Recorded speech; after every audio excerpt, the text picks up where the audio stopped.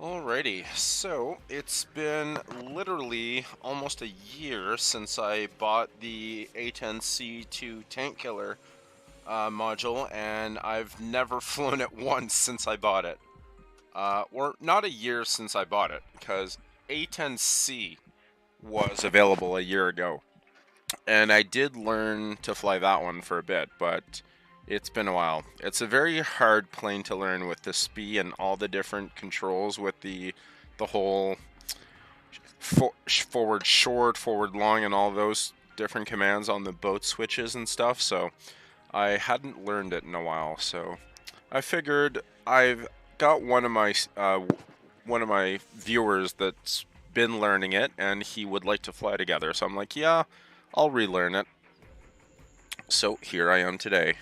So last night I spent about 3 hours, I think, setting up my keybinds. So as you can see, oh yeah, of course I've been flying that so much.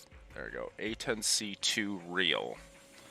So now I've got all of my controls, China hat, boat switch, some other shit.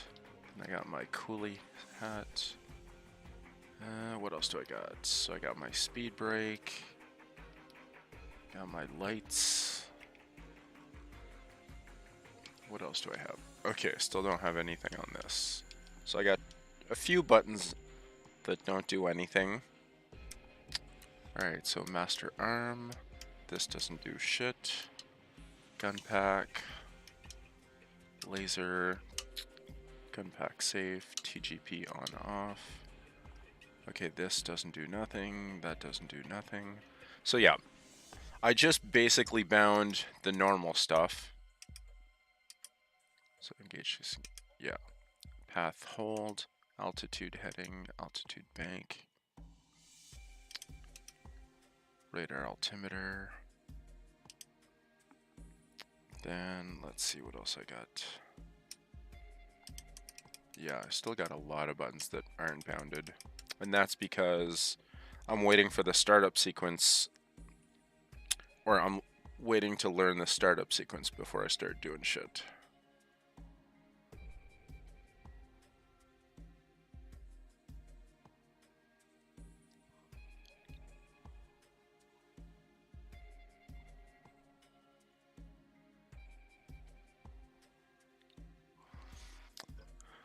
Alrighty then, let's see.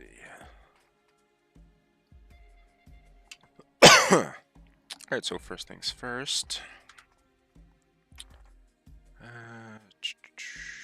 Training.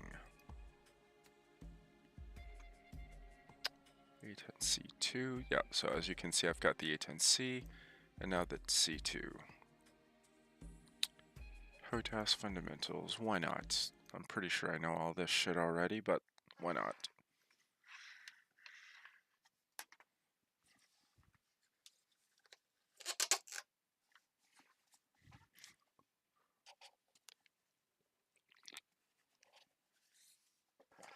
Oh, I better check my track IR settings.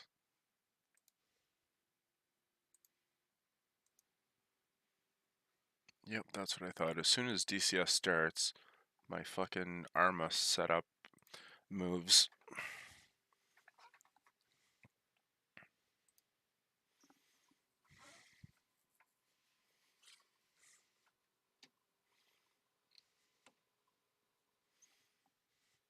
Alrighty. There we go. Center.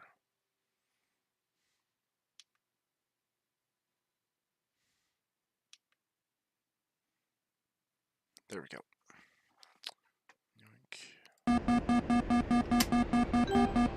Welcome to the Rotaz Fundamentals Training Flight. I've engaged the autopilot to keep us level and on course. Oh, jeez. My goddamn throttle is reversed. Adjust controls. Oh, right. Axis commands. Throttle. Oh, there we go. Tune. Invert. Tune. Invert. Manage the There throttle we to go. maintain airspeed above 200 knots. Now that's In working. this So flight, as you can we see will on the bottom overview the left, primary controls in the cockpit now the used to shit's work with moving the various properly. flight and combat systems of the A-10C. You can pause the mission at any point by pressing the pause key on your keyboard. You can also set the mission to active pause mode by pressing left shift plus left win plus pause keys. To exit the mission at any point, press the escape key. You can use the numpad keys to pan the view around and press the numpad asterisk and numpad / keys to zoom the view in and out. Press the spacebar key when you are ready to begin. Yeah, no, I got a shortcut for zooming. The A-10C utilizes hands-on throttle and stick Rotaz controls to allow the pilot to manipulate primary avionics controls without taking the hands off the stick and throttle. This saves time and eases the pilot's workload, but it also means the stick and throttle Warning, feature are autopilot. buttons that require practice to use effectively. In addition, the A-10C cockpit is designed to minimize the time the pilot spends head down to work the avionics. Many of the displays and avionics controls are presented on the upper part of the cockpit, where the pilot needs to only glance down to find the necessary control or display information. Press the spacebar key to proceed when ready.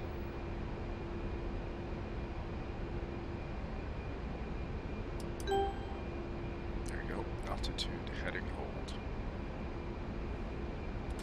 Let's review the Rotaz controls available on the stick and throttle.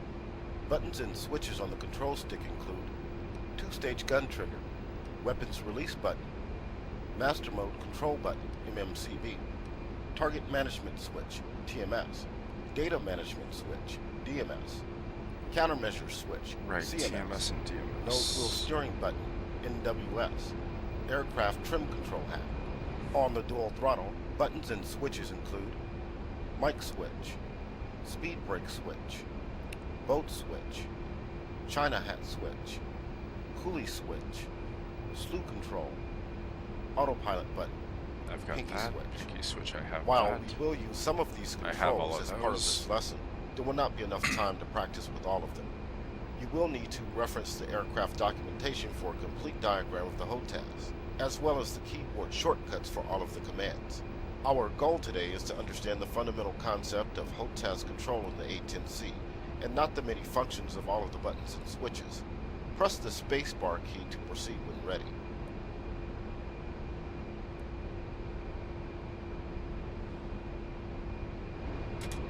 The cockpit includes three primary displays: the head-up display HUD on the top of the cockpit frame, and the left and right multifunction color displays MFCDs on the front panel. The MFCDs feature 20 option select buttons, OSB, around each display, starting with OSB 1 in the upper left corner and moving around the display clockwise.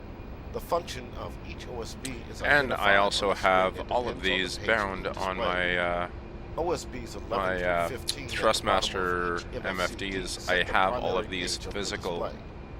Press the spacebar key to proceed when ready.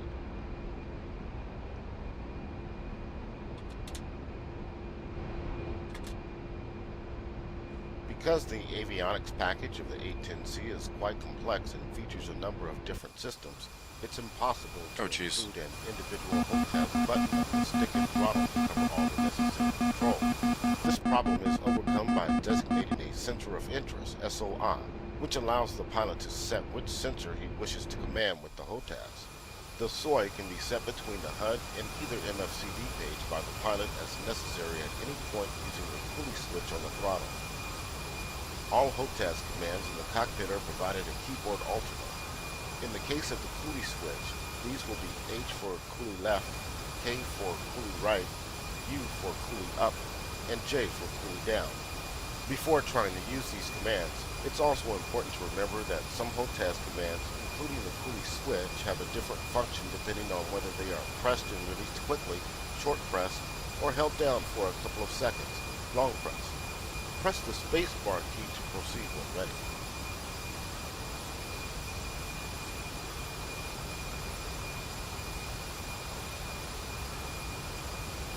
What the hell? Isn't there no middle? Because I've got like an auxiliary. What do you call those? I got one of those fucking axis controls for my for my flaps. So flaps up, flaps down, and then 1 is for down to center. So it looks like I don't have anything for center, because it goes either up or down, and then center to up or up to center, but it doesn't make any sense. I'll just have that. So 1 for down. So as you can see, flaps are down, and then flaps up. But it's only going from 10 to 20. It's like there's no button for up, down, or down, up. No, anyway. The right MFCD is currently displaying the targeting pod TGP page. The TGP is set to standby mode at mission start.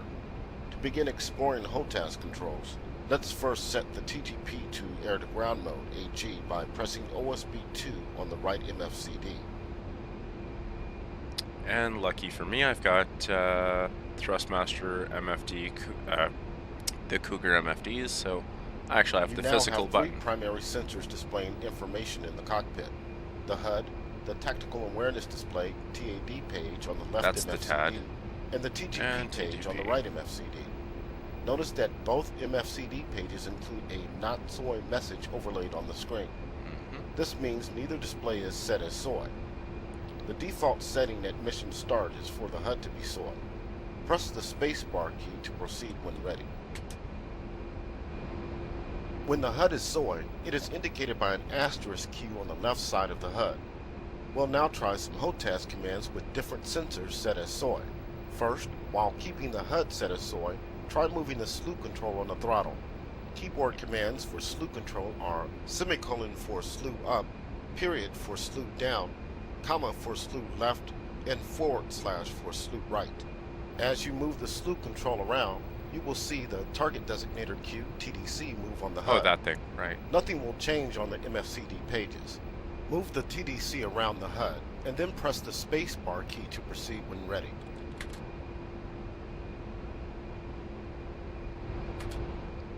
Now let's set the TAD page on the left MFCD as our soy. Press and hold the Coolie switch left command or the H key on the keyboard to perform a long press of the button. Coolie left, okay. There we go. Now I got the outline. The not soy message has been removed from the left MFCD, and the no display more is now asterisks here. inscribed by a green square to indicate that it is soy. At the same time, the soy asterisk has been removed from the HUD. Try again to move the slew control around, and you'll see that you are now controlling the TAD cursor on the left MFCD instead of the HUD TDC. Move the TAD cursor around and press the spacebar key to proceed when ready. Now let's set the TGP on the right MFCD as our soy. To do this, press and hold the Coolie switch right command or the K key on the keyboard to perform a long press of the button.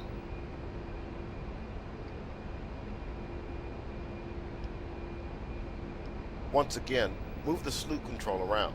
This time, you will be controlling the TGP line of sight. You may notice the TGP diamond moving on the HUD and the TAD page, but this is only a helpful indication of where the TGP line of sight lies on the terrain. The slew control is currently commanding the TGP and not the TAD or the HUD. Move the TGP line of sight around, press the spacebar key to proceed when ready. Okay, and the DMS button is DMS up and down for zooming in and out. Cool.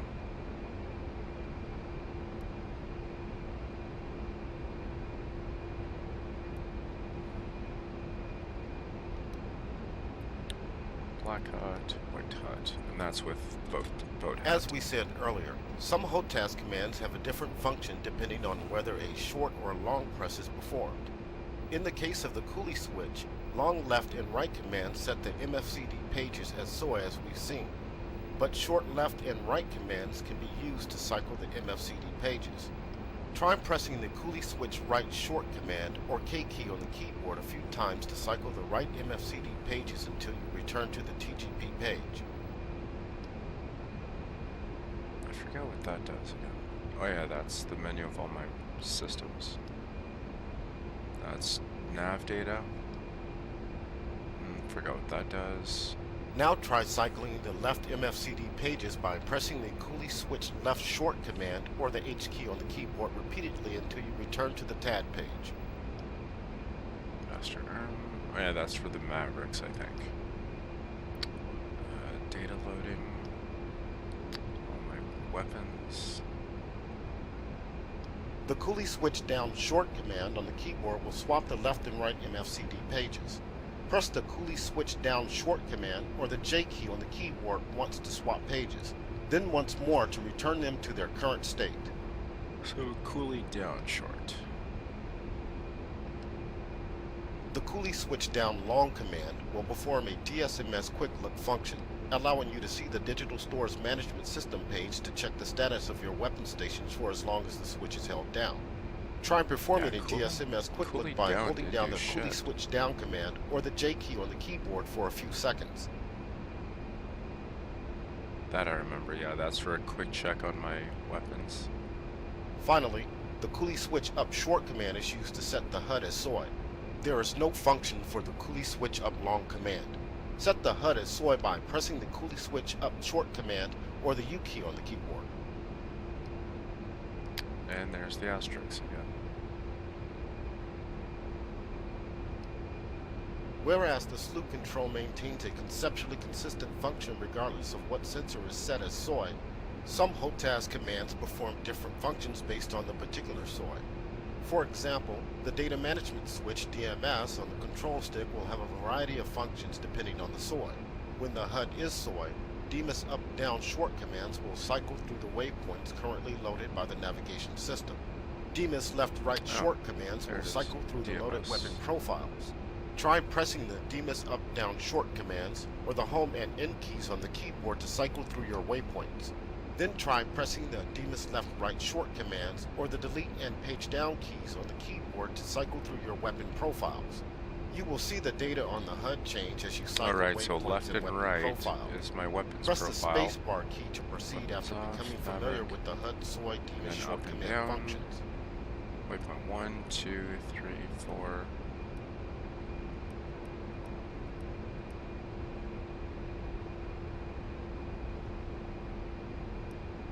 There you go. I don't believe the DMS options have a long and short. Data management. Okay, left and right long, yes, but only for the TGP. Broadcast speed and laser search, spot search toggle. Okay, so only for the TGP, the long left and right. Let's now see what the DMS short commands do when the TAD is soy. First, change the soy from the HUD to the TAD by pressing the coolie switch left long command or holding down the H key on the keyboard.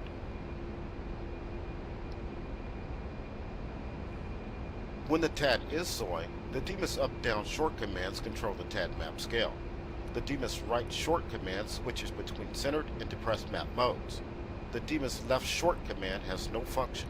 Press the DMS up, down, right short commands or the home, end, and page down keys on the keyboard to try the DMS short functions with the TAD set as soy. Press the spacebar key to proceed after becoming familiar with the TAD, soy, DMS short command functions. Okay, that's what DMS right does. So DMS right short offsets the center, and then right again centers the plane. And then up and down are for zooming. Zoom out, zoom in.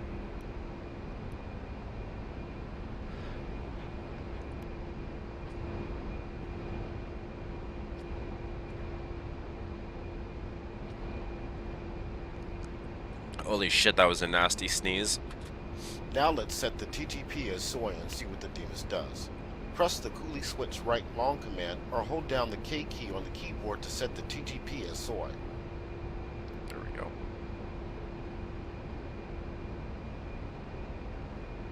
When the TGP is soy, the DMS up-down short commands control the TGP zoom factor.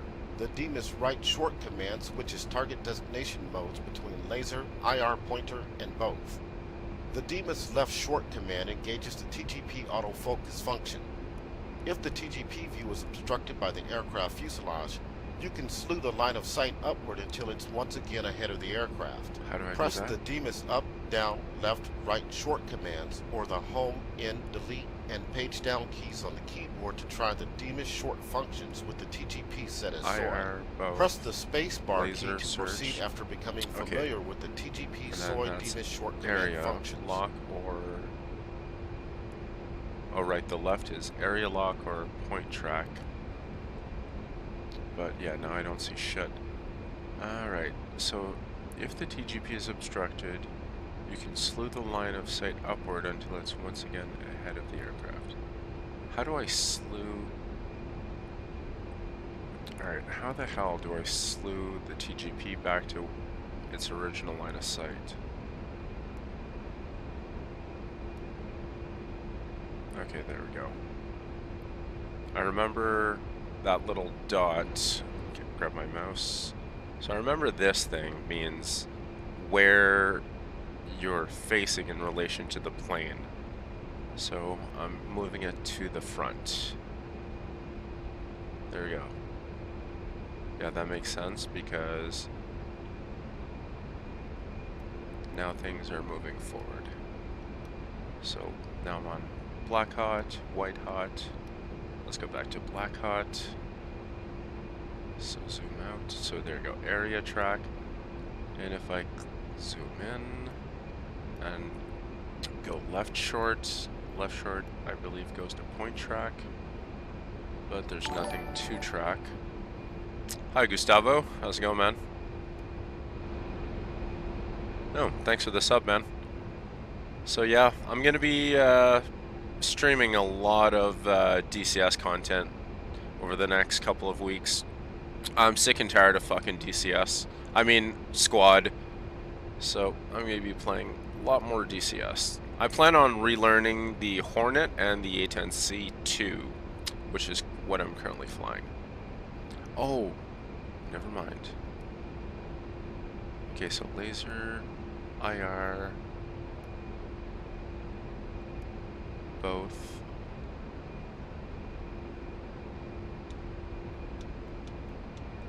Which reminds me, what's the button for... I forgot what my control is for laser. Laser arm, safe, and train. Okay, never mind. So there must be a button for actually using the laser, but whatever. Let's return the HUD as SOI. Press the coolie switch up short command or the U key on the... Are you serious? You didn't look at the video description or the video title? This is DCS. It's Digital Combat Simulator. It's kind of like Microsoft Flight Sim, but for military jets. It is pretty much just like Microsoft Flight Sim, where every single button in this cockpit actually does something. You can actually click pretty much every button. When you use your mouse to look around, anytime you see your cursor going green like this, it means you can click on it. It does something. So some buttons don't actually do anything, like you can click on it, but it won't actually change anything. But in this case it did. Now I don't know how to go back. Oh, there we go. Alright, coolie, switch up short. Okay, let's return HUD as SOI. So there you go. The final concept we'll discuss today is the Sensor Point of Interest, or SPI. The SPI is the focal point of your combat sensors and is generally the point I appreciate it, man. location of the target, usually set on the ground. There can only be one SPI at a time. For example, before dropping a satellite-guided JDAM bomb, you need to set the target's position as a SPI. The target's coordinates are then downloaded by the bomb's guidance system to allow it to find the target after release. Press the spacebar key to proceed when ready.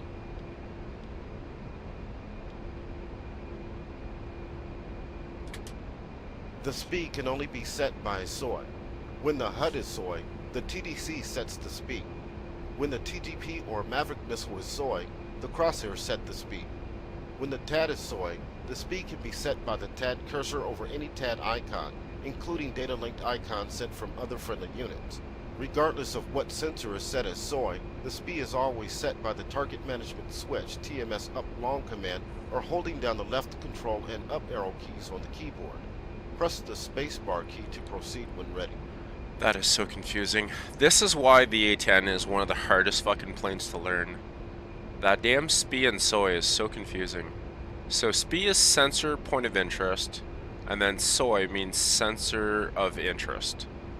So the SPI can only be set by a sensor of interest. So SOI means this. So like if that thing is SOI, or if this thing is SOI, or if the HUD is SOI, then I believe I can move this around and then set this point as SPI if I do TMS up long.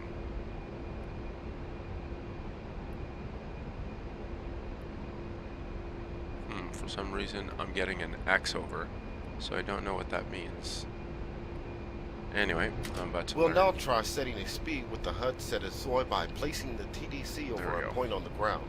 Slew the TDC into the highlighted box on the HUD and press the TMS up long command or hold down the left control plus up arrow keys on the keyboard to designate this point as the SPI.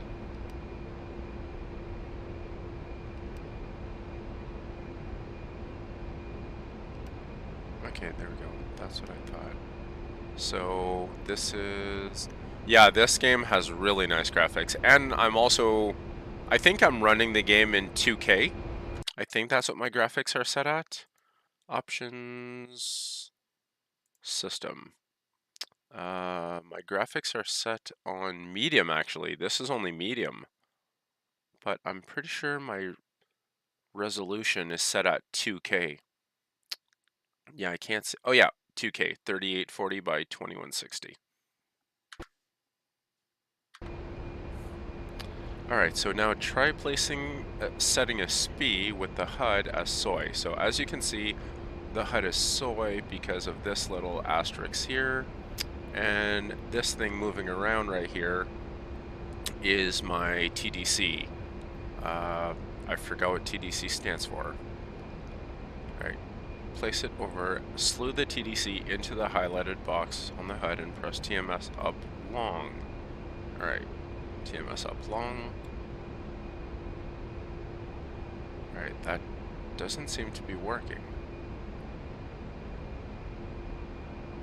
Weird. I have HUD SOI. Slew the TDC into the highlighted box and hold down the TMS up command.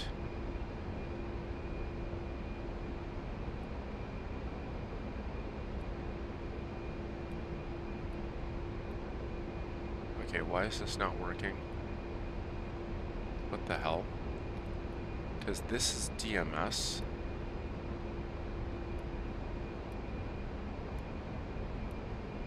Yeah, these are my waypoints. So TMS, pretty sure this is my TMS. What the fuck? Throttle designator controller. Thanks a lot, Luke. Appreciate it. So yeah, okay, yeah, this is my TMS.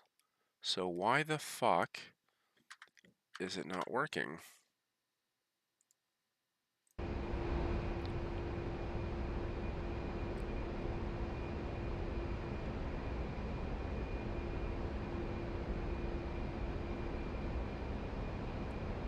Yeah, I don't know why my TMS up long is not working.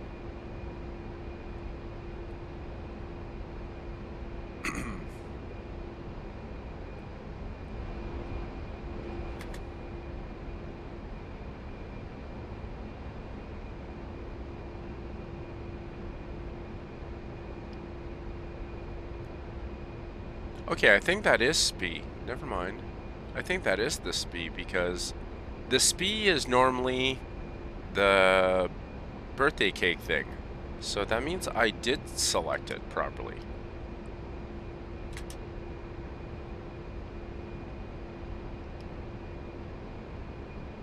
So what the hell? Alright, let's go. I think it's China hat. Back. to recenter it. And then China hat forward long to reset everything. Nope, the cake is still there.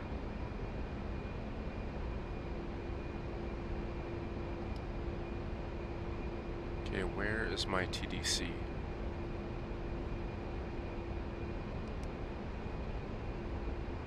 Alright, I did something wrong. Okay, there we go, there it is again.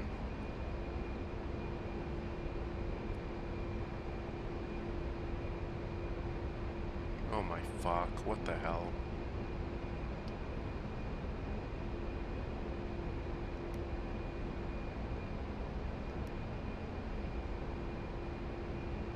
Yeah, I definitely did something wrong.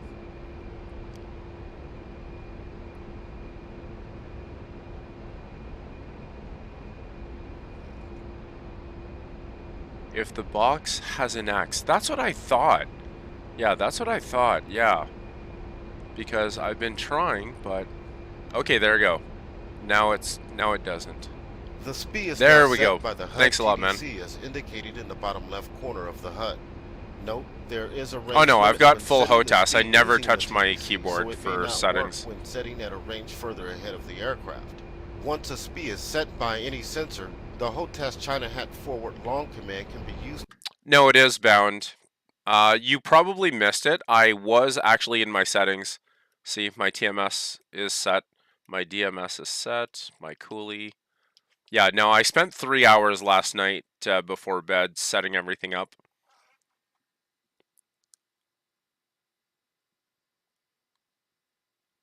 Yeah, Luke, I'm using TrackIR Pro, TrackIR 5. So I've got it clipped on the side of my headset. To automatically slew all of your and I've got my zoom control on Try pressing the China on a slider on my throttle. Holding down the V key on the So just to give you an idea of what my setup is, I've got the Virpil control panel 1 on my left-hand side next to my Virpil CM3 throttle.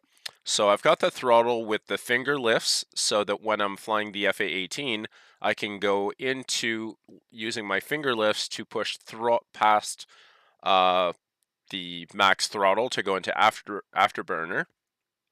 My rudder pedals are VKB, so I have no toe brakes, but I don't care about toe brakes because I have my toe brakes set on a control on my that little thing in front of your joystick. And yeah, that's where I was going with that, Luke. So my HOTAS itself, so my joystick is the, yeah, actually all my shit is Virpil, yeah. So I'm using the Virpil Constellation. It's a really nice stick. It's got a, well, actually, I'm live streaming, so obviously I can't bring a video pop-up of a picture of it, but anyway, if you look up the Virpil Constellation joystick, that's what I'm using. So I've got that joystick, I've got VKB rudder pedals, I've got the Virpil CM3 throttle with all those sweet buttons at the base, and I've got the control panel on my left. So I've got, and I forgot, I also have Thrustmaster's MFDs. So all of these are bound. So I never have to reach over with my mouse to click any of these things. I can just click it. I don't know if you'll be able to see it from here. No. Yeah. But anyway, yeah. Or to slave all sensors to the SPI. So now my SPI is set. Alright, so once the SPI is set by any sensor, the HOTAS China hat forward long can be used to automatically slew all of your combat systems to the SPI. Try pressing China hat forward long. With your sensors now focused on the target area, you could work with the TGPS SOI to get a better look at the target, obtain a positive ID, and refine the SPI location by designating the desired target as the SPI using the TGP crosshairs. Let's now press the TMS down long command, or hold down the left control plus down arrow keys to cancel the current SPI. TMS down long to cancel. When not set elsewhere by the pilot, the speed defaults to the current steer point location, which is the waypoint. Oh yeah, whenever I'm using... The only thing I'm clicking on my keyboard is when he says press spacebar to continue. That's pretty much the only time I'm touching my keyboard. And yes, Luke, I absolutely love Virpil. In total, I'm in Canada, so in Canadian currency, between the throttle, the joystick, and my control panel, I think I've spent close to $1,600.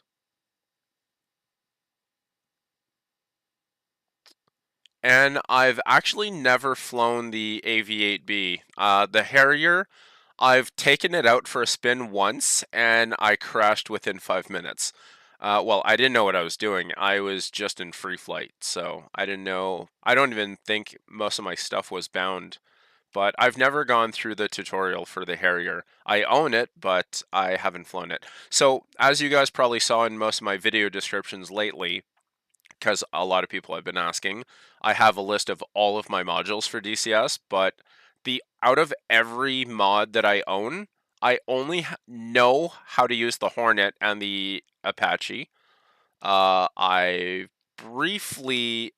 spent maybe 3 months learning the A-10C, the first model, and then I stopped playing it because the SPI, soy, and all that crap was way too confusing. And at the time, I was only rocking the Thrustmaster 1600 HOTAS setup, so it wasn't a very good one.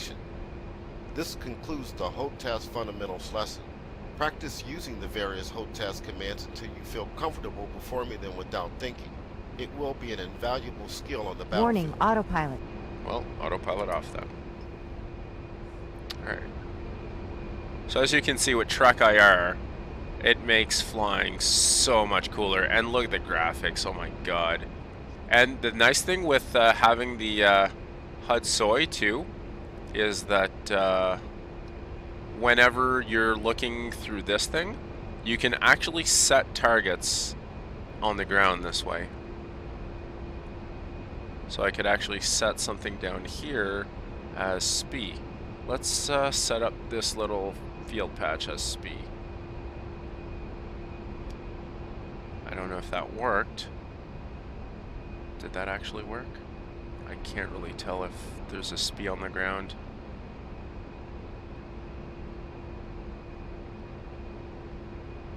Let's see.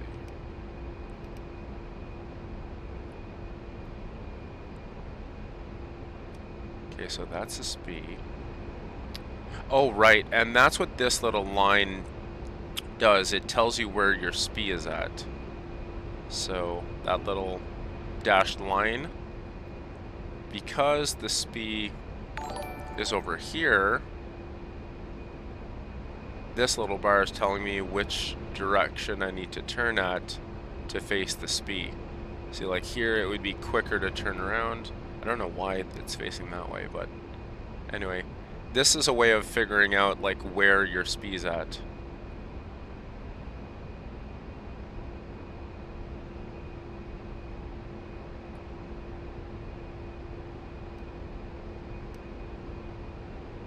So China hat forward long, all sensors are on the SPI.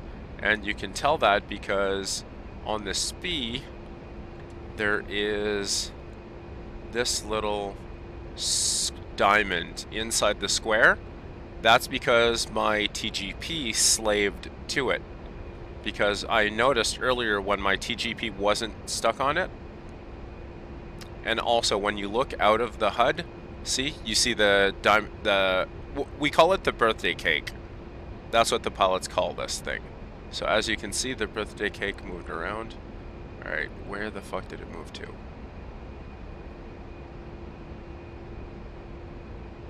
Okay. I don't know why it keeps disappearing.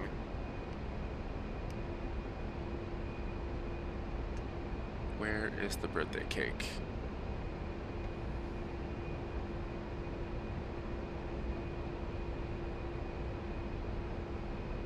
So trying to head forward long. Yeah, for some reason the speed disappeared. Weird. I'll set a new one here. There we go. And now trying to head forward long. There we go. Now I can go coolie hat long. And as you can see, now I'm on the SPI. So now I can move the SPI around using that. Actually, no, it's only moving my TGP around.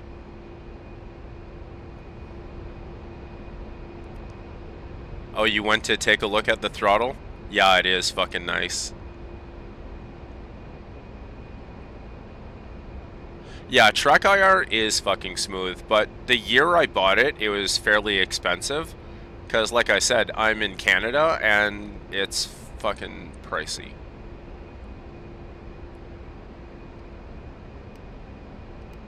There we go, everything is slewed back to center. But yeah, Track IR, I think I spent 200 USD on it. But yeah, it is smooth. I spent like almost 5 hours when I bought it setting it up to be like super smooth. Like I have a 43-inch TV, so I can be fairly far away from my computer. Like I'm about 6 feet away from my computer right now, or my monitor. So I've got a really nice full view of my surroundings. And all I need to do is look a little bit. I turn my head probably about 30-40 degrees to the left. So I'm looking at my screen from the corner of my eye, but I can still see everything.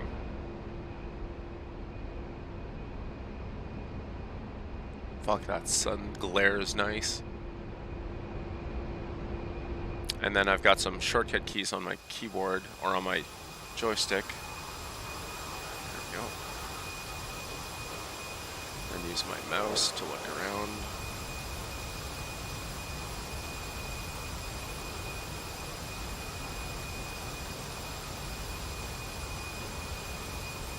And then, of course, the classic fucking flyby cam.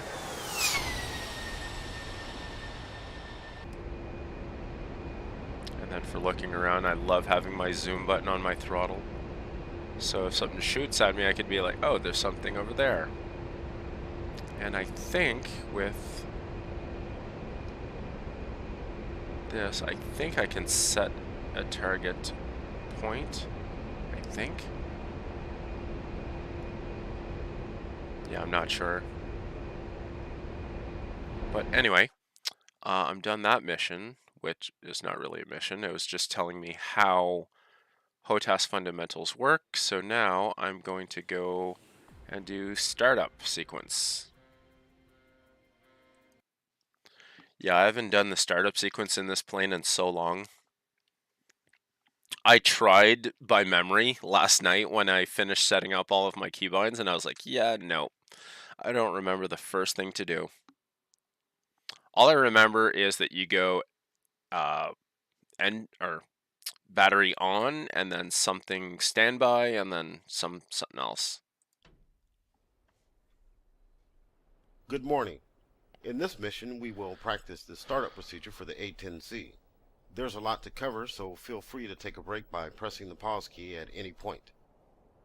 It will be important for you to follow my instructions to the letter.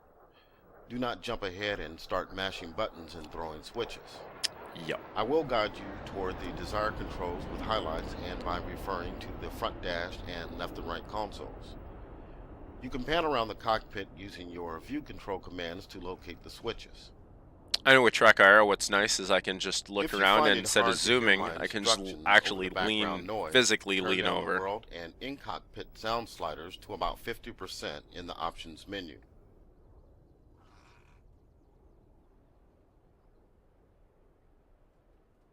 As described in the flight manual, a pre-flight check is normally performed prior to startup to ensure the aircraft is configured properly. However, for the purposes of this lesson, we'll begin the startup sequence with the aircraft's initial configuration set as it inverter, that's what I was looking for, yeah. The startup procedure will consist of initiating electrical power, starting the APU, followed by the left and right engines, and finally powering up and battery power, inverter on standby. Press the spacebar key when you are ready to begin. First, Set the battery switch on the electrical panel on the right side console to power. And this is why I love the Virpil Control Panel 1. It's got a bunch of switches, a few rotaries, a bunch of buttons, and some toggle switches. So as you can see, I have battery on a toggle switch. Now set the inverter switch on the same panel to standby. This will allow AC power to be supplied to numerous aircraft instruments. It will also provide power to the engine igniters. With electrical power now running, we can take a moment to test the caution and warning systems to make sure that we will receive warnings in case something goes wrong during startup. To do this, press and hold the lamp test button on the auxiliary lighting panel on the left console. Maybe I should bind that. Take a look around the cockpit while you hold down the button to make sure that all of the caution lights are... So for binding, so I look for what I'm looking up. So test. Alright, that's called the test light something. What the? Functional, and you can hear an audible warning tone. Cockpit indication light. Indication light.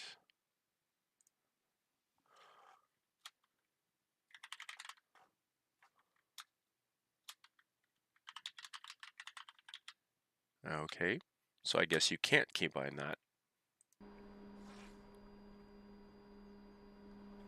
Yeah, I know. I just like to not have to use my mouse for anything. So for this, all you do is check your lights. Looks good. Now let's test the fuel indicator to make sure it's functional and accurate. The fuel indicator is located on the right side of the front dash. When tested, the two needles should point to 3,000 pounds, and the digital totalizer readout should be around 6,000 pounds. On the oxygen regulator panel, set the supply switch to on, and check for oxygen flow to be indicated in the flow window. Oxygen supply, I think I have that bound to something.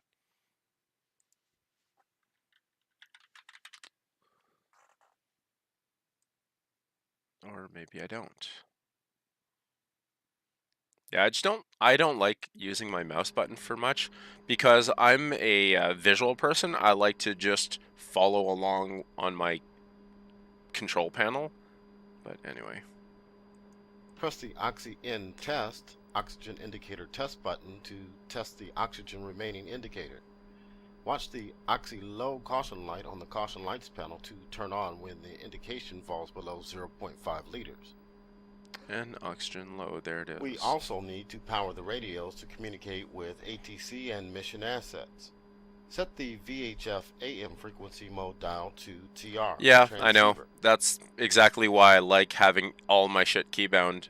Exactly for that immersion. Alright, now for radios. Now this one, I'm pretty sure I have bound to something. Frequency mode dial.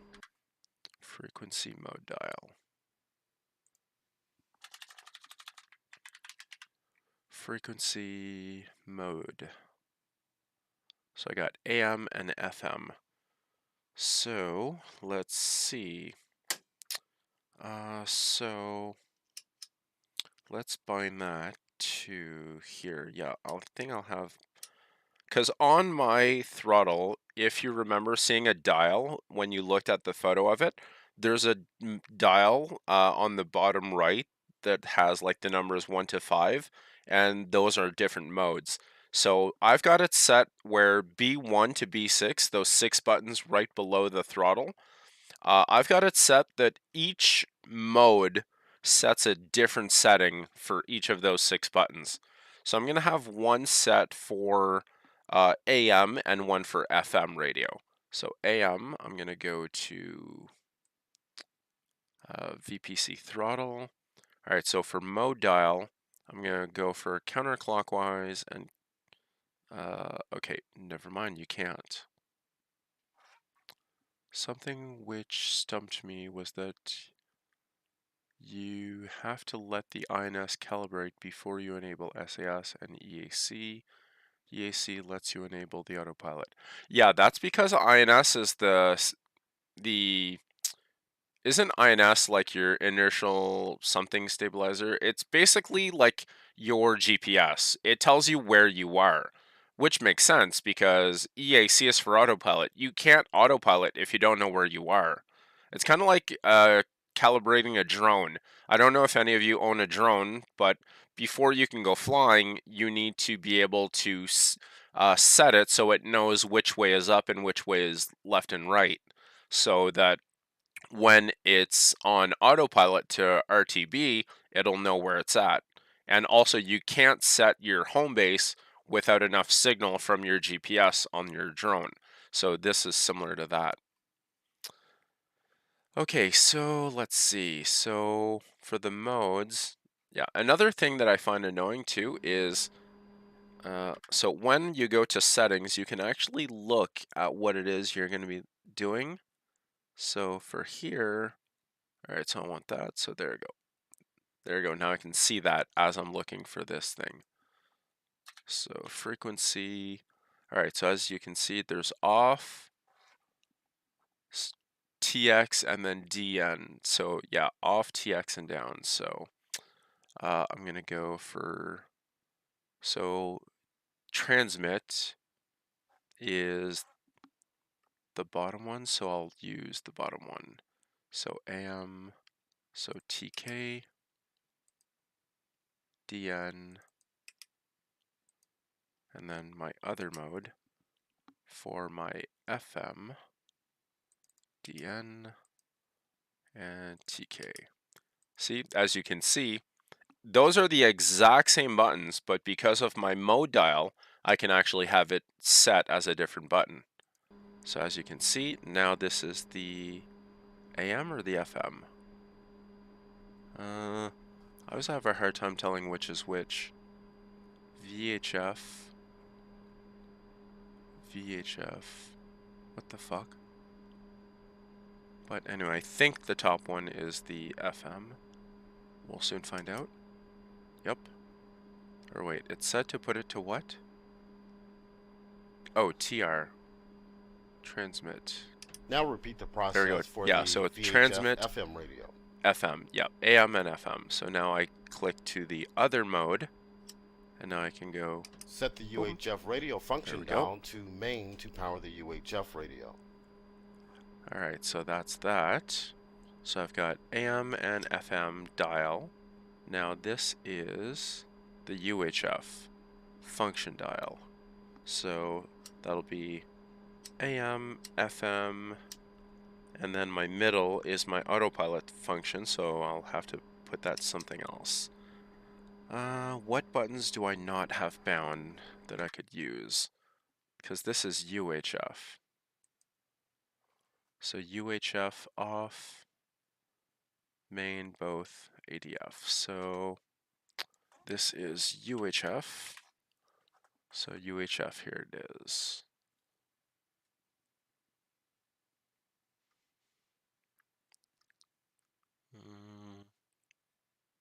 Here it is, both main and off, ADF. So I'll want main and both. So control panel, what do these do? Oh right, these are my boost pumps. Yep, I have those bound for starting up. AC generators, and then these don't do shit.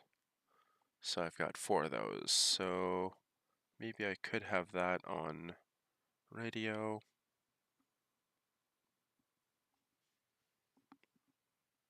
Ah, fuck it. Maybe I should just learn to do it manually. Because once you have it set, you don't have to change it again. So yeah, I'm going to unbind those buttons so I can use them for combat shit. Because that's what a lot of people say. It's like you don't need that shit when you're setting up the plane, because once it's set, it's done. Yeah. So I'll just set that for weapon systems. Alright, so click, click. We are now ready to begin the engine start sequence. But let's first close the canopy to minimize the noise. Click and hold the canopy control switch to lower the canopy, or press left control plus C on the keyboard. What the hell? Click and hold. Okay.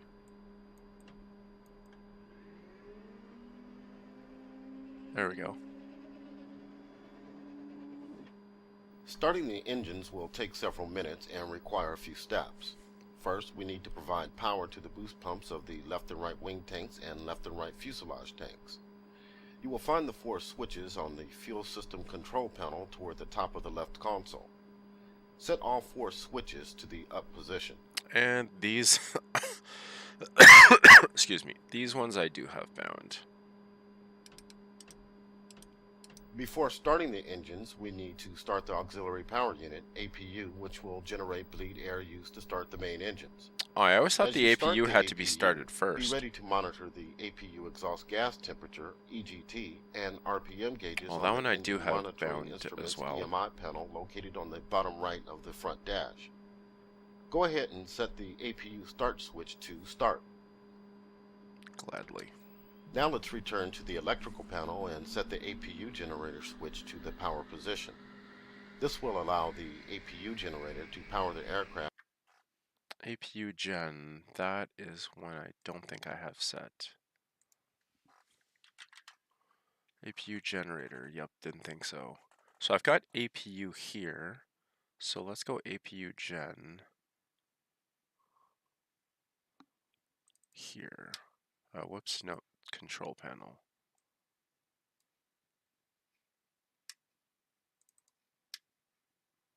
There we go.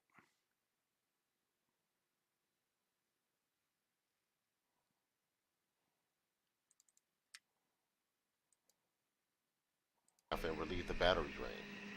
However, the battery needs to remain on as a backup electrical source. While on the electrical panel and in preparation of the engine start sequence, let's also set the left and right AC generators up to power. Once the engines are started, they will begin to turn the AC generators and take over from the APU to provide electrical power. And those I have keybound as well. Okay, time to crank up the left engine. This is a very simple process initiated simply by moving the left throttle from off to idle or pressing the right alt plus home keys. This will automatically start fuel flow. Use bleed air from the APU to turn the fan. Right alt. See, this is, I was looking for this last night. Right alt and home. That's why, it's engine start. Okay, whoops. Alright, so throttle. Start left engine. Click. What the?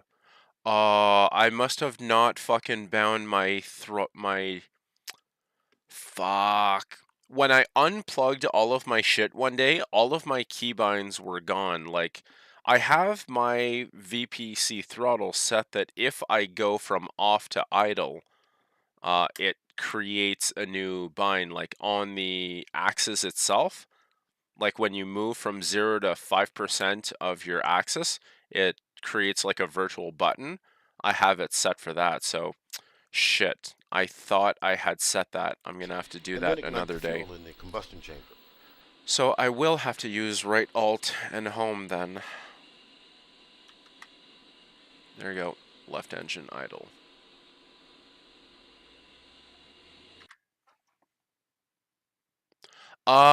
Yeah, a lot of the times for practice, I'll create myself some missions in the mission editor, and a lot of the times when I fly the A-10 or the FA-18, I do go in multiplayer. The only reason I've been avoiding the multiplayer servers lately is because I've been flying the Apache, and the Apache gets killed very fast when you're on a PvP server, because from the last video where I rage quit the server, the guys were saying that they can't tell on their radar system what they're shooting at. All they see is it's not it's not friendly, it's a foe, so they shoot it.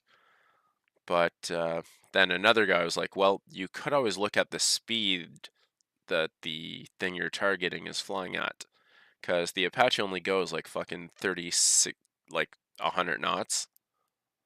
Not Mach something. Alright, so right alt home, this will automatically start fuel flow. As the engine spools up, scan the engine monitoring instruments panel to watch the engine interstage turbine temperature, ITT, engine core speed, fan speed, and fuel flow gauges. Watch for the core fan. Alright, I'm supposed to look at these things. 60%. when idling on the ground. So this should be You will idle also at notice 60%. the left hydraulic system's pressure begin to build. Left This will hydraulic, normalize where's that? between 2,800 and 3,350 psi. Once the left engine is running normal pressure, and stable, press the spacebar key to proceed. Okay, so it says interstate turbine temperature, engine core speed, fan speed. So core temperature I think is here. This is the RPM, so it says it should stabilize around 60. That's pretty much where I am now. Yep, that looks good. So pretty much it should be around 60 on everything. We'll now repeat the process for the right engine. Once again, the engine is started by moving the throttle from off to idle, or in this case, pressing the right control plus home keys. Right control home. As with the left engine, monitor the instrumentation as the right engine spools up. Yo, Also average co. right Thanks for the sub, man. Pressure to normalize. Alright, once you have both engines running normally at idle power, you can do a flight controls check to test the responsiveness of the controls to stick and rudder input. Test the speed brakes and flaps. Press the spacebar key to proceed once everything checks out. Once you have both engines running normally, do an idle power, you can do a flights control check. Okay, yeah, shouldn't flap. So let's wait for everything to spool up to 60.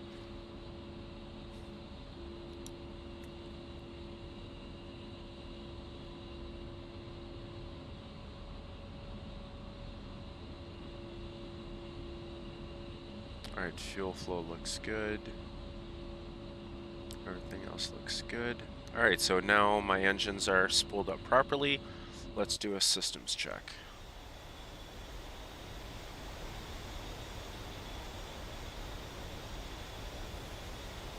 Yep, everything looks good.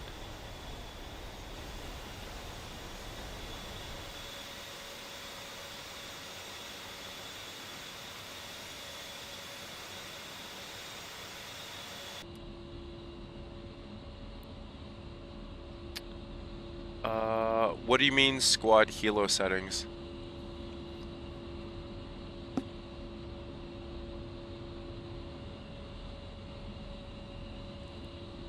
Or are you referring to the name of the video that with my squad helicopter settings, like my keybinds and stuff? If you're looking for the video where I describe my helicopter settings, I'm not sure. I will make sure to leave a link in the comment section after I'm done with this video. Alright, so that is all done. With both engines now running and powering the left and right AC generators, we can turn off the APU generator on the electrical panel and then the APU itself on the throttle panel. Okay, now we'll power up the Control Display Unit, CDU, and the embedded GPS INS IGI systems. This will begin the automated built-in test, BIT, and alignment processes for the navigation system, which you can monitor on the CDU display on the right console. And EGI. So that I do want bound. So CDU power switch. Alright, so CDU, what should I put that on? Let's go on the throttle. Oh, never mind, I'm on the control panel here.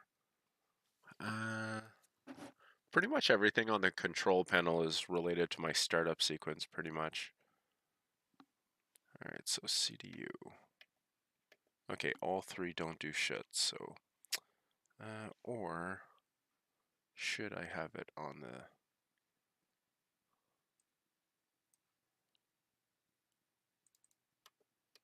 Yeah, they both don't do anything. No, I prefer using my stuff here, so let's go...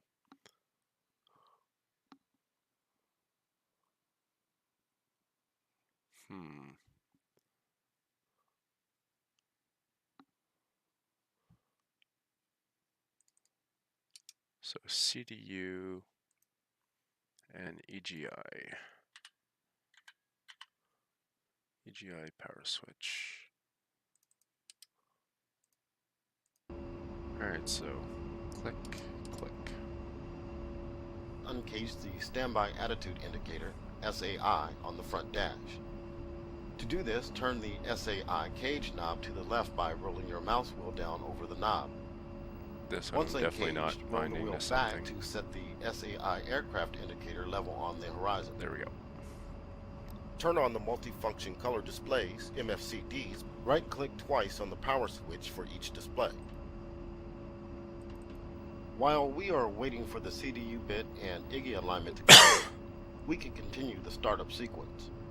Turn on the Central Interface Control Unit. That's what on that the stands Armament for. Control Panel. A-18C This one I have keybound.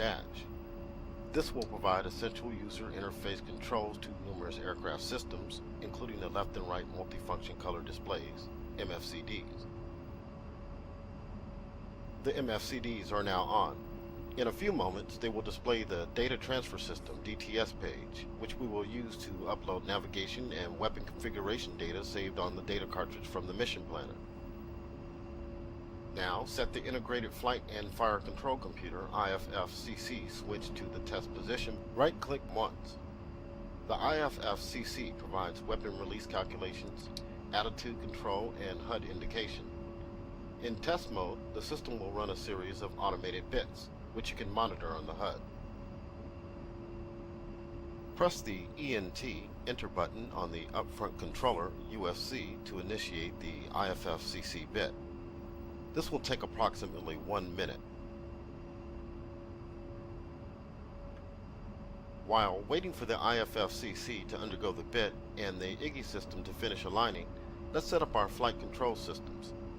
Set the left and right yaw and pitch SAS channels on the SAS panel on the left console to on.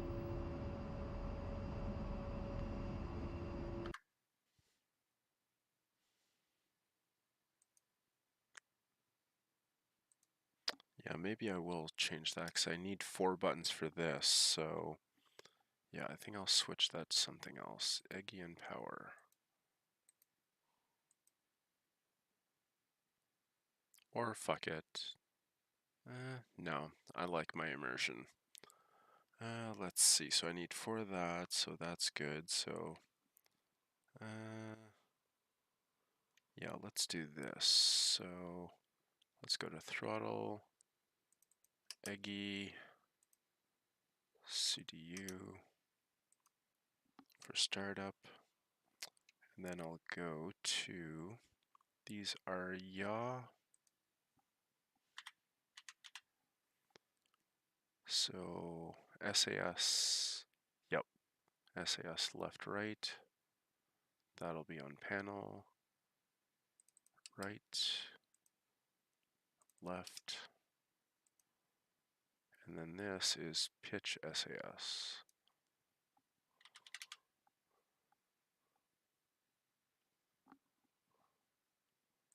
Left and right. There we go.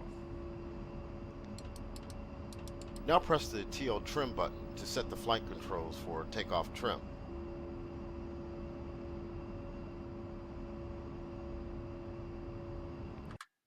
Trim.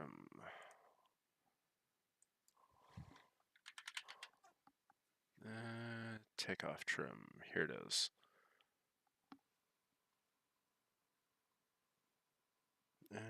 Takeoff trim. What could I put that to?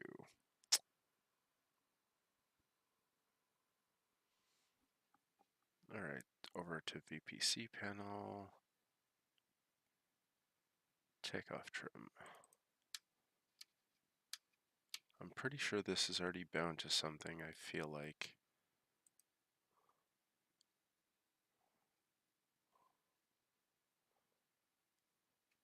Oh, right, no, I can't have it to that.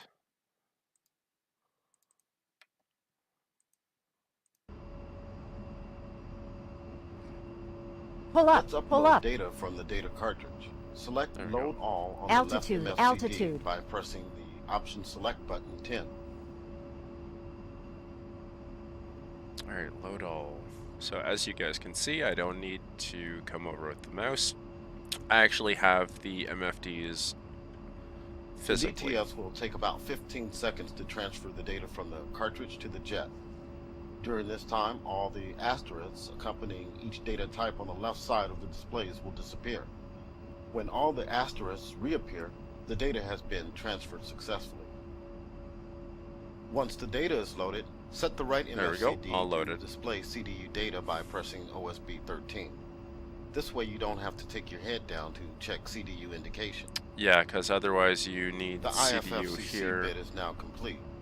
As you can see on the HUD, the same information is right here. Pointed to by the HUD cursor. Press the Enter key on the UFC to exit this HUD menu. And here I have a numpad bolted on my makeshift cockpit, so I can just hit the Enter on my numpad and exit. The IFCC is now displaying the ground bit menu on the HUD, where you can run a number of other bits if necessary. To exit out of this menu, press the Select Rocker key on the UFC down repeatedly until the HUD cursor points to exit again. Then press Enter to exit this menu. I have buttons for that. See? Exit, Enter. The IFFCC is now displaying the main menu on the HUD, where you can set up various indication and weapon release parameters. Let's take the IFFCC out of test mode and set it to on. Right-click the IFFCC switch one more time. Or use my HUD shortcut key. Let's set the left MFCD to the Tactical Awareness Display TAD page by pressing OSB 15. Yes, sir. Now load up the flight plan. Left-click the steer point switch on the AAP panel to set it to flight plan. This will set the flight route to appear on the TAD display. Steer point from active flight plan. So this is steer point selector. That's what this is. So there's flight plan, main, and oh, that's mission. Yeah, that's what I mean. IRL. Like, what I did is I bought, like, you know those little rolling tables that you buy for like eating at your couch or whatever. I actually bought one of those, put it in front of me over my rudder pedals, and I bolted a sheet of plywood. I bolted a sheet of plywood with like a V-frame on it, so I've got it bolted to this table. I've got my MFDs mounted on that with my numpad in the middle on double-sided tape. One of these days I'm going to take a quick clip or a few photos and post them on my YouTube channel so you guys can see what my setup looks like. It's fucking sweet.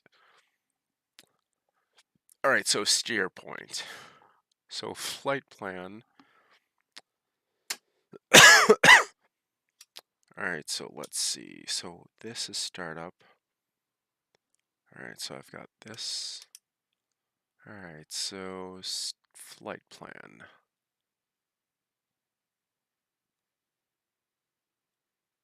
So AAP flight plan, there we go. And this is my throttle. CDU. Okay, yeah, so I'll use these three. So flight plan. Okay. Mark points. Oh, that's what that is. That's probably mark. Yeah, mark and mission. So yeah, right now it's at mission. Whoa, I need to recenter here. Alright, so mission, and he said to go to flight plan. With our flight and navigation systems ready. Ooh, Jesus fuck! The combat systems for the mission. Oh, you gotta be shitting me. Countermeasures signal I forgot because I moved my goddamn throttle. For a oh, that sucks. You may want to review well, good thing I don't need to take off. Programs, but that is for another lesson. Okay, so now it says set the countermeasures. Oh, that was dumb. I totally forgot. Because when I was out here changing my settings, I moved my throttle up so I could have access to my buttons better. But then I forgot that the brakes on this plane are not good enough to hold the plane if you go past a certain throttle. Whatever. I'm not taking off, so let's finish up. Now I need to set up countermeasures. Now set the 4 system select switches to on, middle position. Master CMS. Alright, so let's look at the CMS stuff. There we go. So I set my vision so I can still see this. So CMS. Oh, CMS panel. There we go. Alright, so CMS. CMSP panel? Oh yeah, probably, because this is the mode button. Yep, mode. You've done that a few times. Yeah.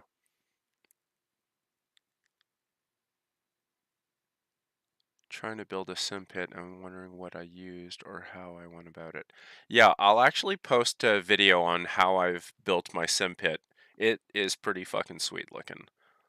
Because I don't feel like buying all of those damn brackets that they sell online to bolt to your desk. Because first off, I work from my desk too, so I don't want to like... well, not only that, I need my MFDs and everything, and it would take too much room at my desk. Like, I'm literally like 6 to 8 feet away from my monitor and my desk right now because of everything I need around me. Eventually, I plan on building a sim pit on wheels that I could just lower and raise. Like, I could lower it when so the wheels are not touching the ground, so I'm like bolted on the ground so it doesn't drag around, and then I could just lift it up on wheels. Or I plan on setting up like a lever where if I push down on it, the wheels will push down, so it'll be on the wheels. But yeah, anyways, or I'll just set a setting where I could lock the wheels in place. But yeah, I plan on setting up a full sim pit where I'd be like the chair and the flight panels would be bolted next to me, so I'd have like a full wooden crate. But yeah, that'd be pretty sweet. But yeah, anyway, fuck it. Let's just do all of that right now. Next, I'll do that another set the Joint time. Tactical Radio System, JTRS switch on the AHCP to on. This will provide power to the Situational Awareness data link saddle. With the IGI aligned, let's select CDU nav mode by pressing OSD9 did I on blow the my right fucking... FCD. Yeah, I think when I crashed into him, I blew my fucking stuff. Yeah. Shit. Maybe I might have to fucking start over. God damn it. Well, at least now all of my shit is bound, so it'll be a lot easier. Fuck, this is gonna suck. Fuck.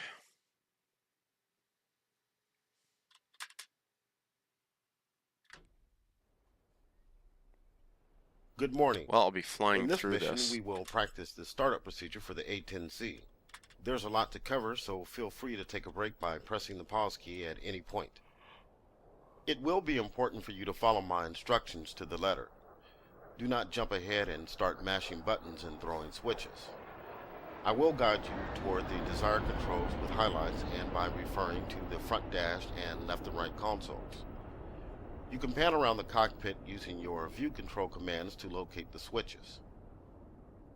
Or I could use my track IR. If you find it hard to hear my instructions over the background noise, turn down the world and in-cockpit sound. Fuck, I wish you could just hit spacebar at any point to fucking skip.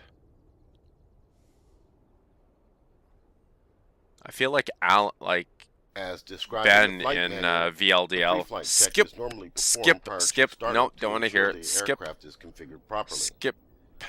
However, for the purposes of this lesson, we'll begin the startup sequence with the aircraft's initial configuration set as it would be at the start of all missions.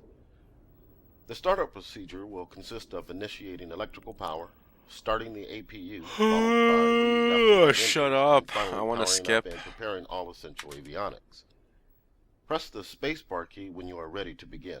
I was ready to begin 5 minutes ago. Set the battery switch on the electrical panel on the right side console to power.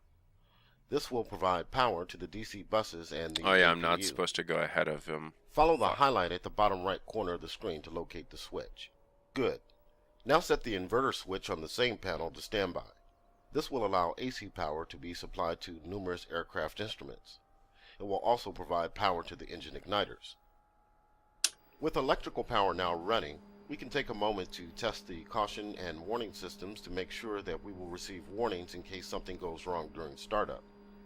To do this, press and hold the lamp test button on the auxiliary lighting panel on the left console. Take a look around the cockpit while you hold down the button to make sure that all of the caution lights are functional and you can hear an audible warning tone.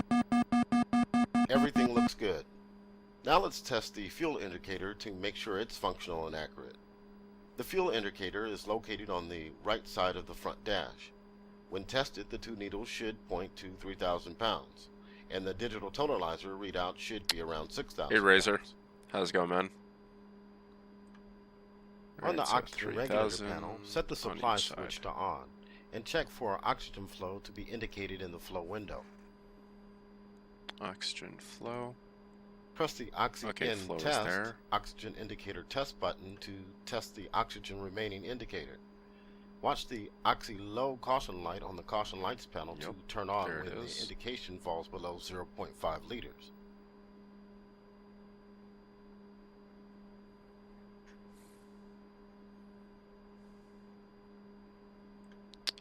Jesus fuck, I already did that. We also need to power the radios to communicate with ATC and mission assets. Set the VHF AM frequency mode dial to TR, transceiver. Now repeat the process for the VHF FM radio. Set the UHF radio function dial to main to power the UHF radio. Cool, that's awesome. Yeah, another of my viewers has recently bought this plane and wanted to fly together, and I was like, fuck, I haven't flown this thing since I bought it like 6 months ago. So I was like, yeah, Squad's been pissing me off. The flight model sucks, and Karmakut's new maps for his dynamic direction maps are so cloudy and foggy that you can barely see shit when you're flying. So I was like, fuck it, gonna fly DCS all day. We are now ready to begin the engine start sequence. But let's first close the canopy to minimize the noise. Click and hold the canopy control switch to lower the canopy, or press left control plus C on the keyboard. Starting the engines will take several minutes and require a few steps. First, we need to provide power to the boost pumps of the left and right wing tanks and left and right fuselage tanks. You will find the 4 switches on the fuel system control panel toward the top of the left console. Set all 4 switches to the up position. Before starting the engines, we need to start the auxiliary power unit, APU, which will generate bleed air used to start the main engines. As you start the APU, be ready to monitor the APU exhaust gas temperature, EGT, and RPM gauges on the engine monitoring instruments EMI panel located on the bottom right of the front dash. Go ahead and set the APU start switch to start. Oh, that's now let's return to the electrical panel and set the APU generator switch to the power position. This will allow the APU generator to power the aircraft and relieve the battery drain. However, the battery needs to remain on as a backup electrical source. Yeah, the electrical panel me it's been a couple of months since I've let's also had set the left and right AC generators since up to I've power. touched this game. Once the engines are started, they will begin to turn the AC generators and take over from the APU to provide electrical power. Yeah, I know. I used to fly the A-10 for quite a while. Time to crank up the left engine. This is a very simple process initiated simply by moving the left throttle from off to idle or pressing the right alt plus home keys. This will automatically start fuel flow, use bleed air from the APU to turn the fans, and then ignite the fuel in the combustion chamber. Alright, right alt home.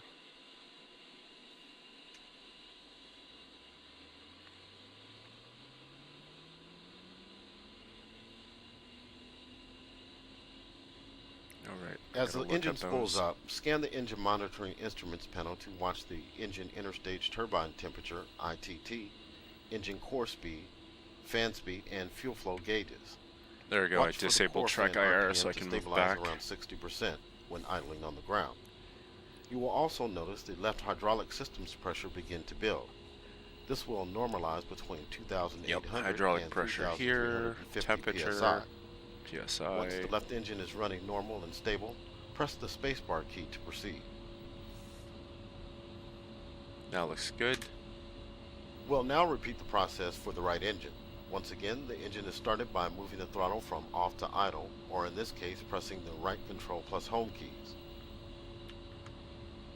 As with the left engine, monitor the instrumentation as the right engine spools up.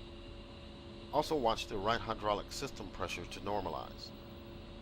Once you have both engines running normally at idle power, you can do a flight controls check to test the responsiveness of the controls to stick and rudder input.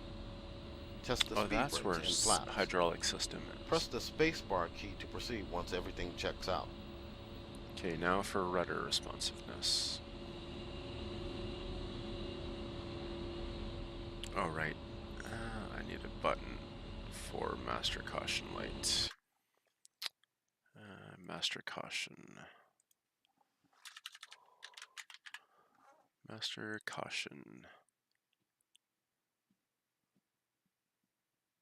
I'm going to use a button on my joystick.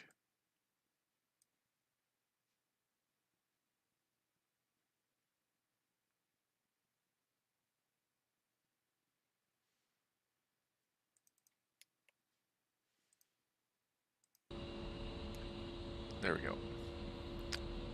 Alright, so now to check all of my shit. Yep, everything looks good.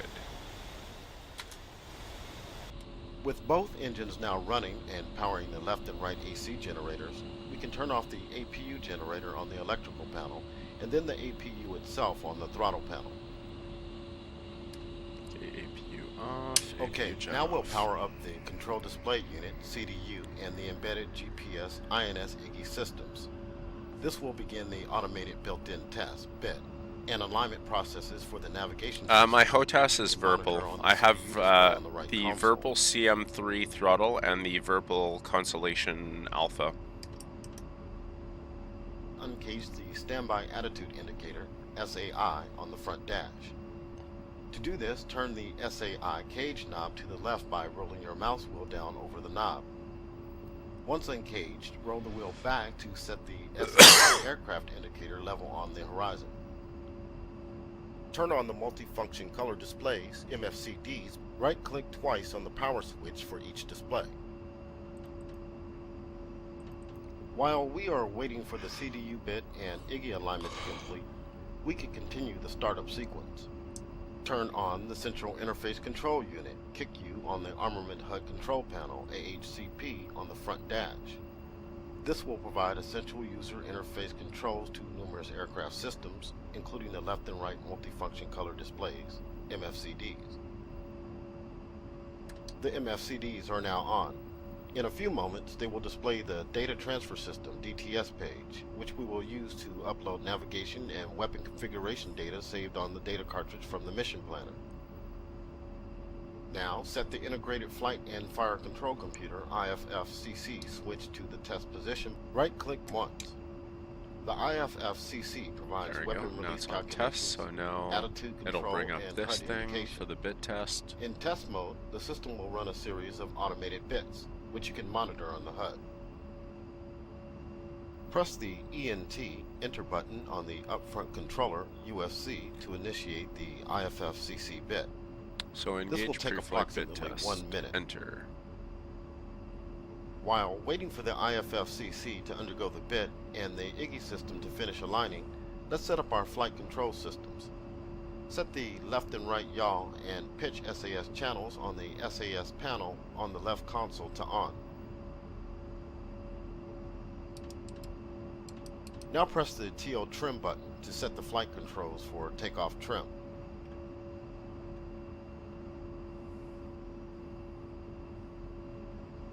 Let's upload data from the data cartridge. Select Load All on the left MFCD by pressing option select. Yeah, the X-56 is a pretty old Logitech stick that a lot of noobs start with. The DTS I started with the Thrustmaster Thrustmaster 1600 TM. Cartridge to the jet. During this time, all the asterisks accompanying each data type on the left side of the displays will disappear. When all the asterisks reappear, the data has been transferred successfully. Once the data is loaded, set the right MFCD to display CDU data by pressing OSB 13. This way you don't have to take your head down to check CDU indication. The IFFCC bit is now complete. As you can see on the HUD, the exit function is currently pointed to by the HUD cursor. Press the Enter key on the UFC to exit this HUD menu.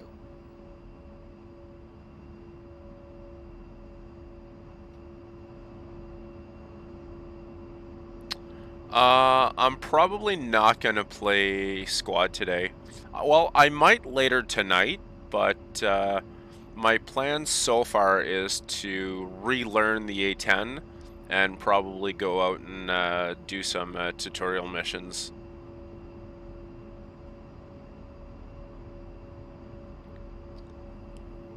Yeah, I started with a Thrustmaster 1600 joystick and throttle. I think I paid about 50 US. Yeah, I think I spent like 80 bucks Canadian on it on Amazon when I got it. But yeah, my first stick was the Logitech. What is that? The one with the little lever on the right at the base of the joystick. I used to use that for my collective. But yeah, so now exit. The IFCC is now displaying the ground bit menu on the HUD, where you can run a number of other bits if necessary. To exit out of this menu, press the select rocker key on the UFC down repeatedly until the HUD cursor points to exit again. Then press Enter to exit this menu. There we go. Exit. The IFFCC is now displaying the main menu on the HUD, where you can set up various indication and weapon release parameters.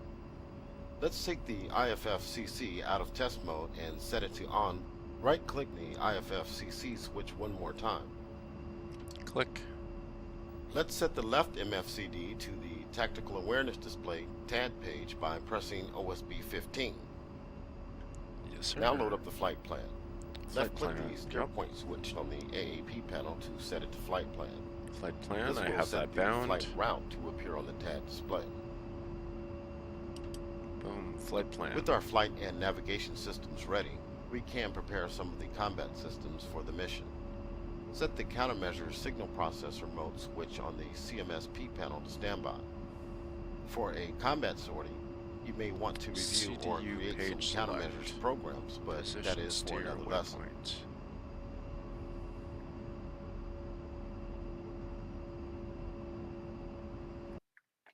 Right. CDU. So CDU. So this would be my steer points, and then I'll use this option for my CDUs.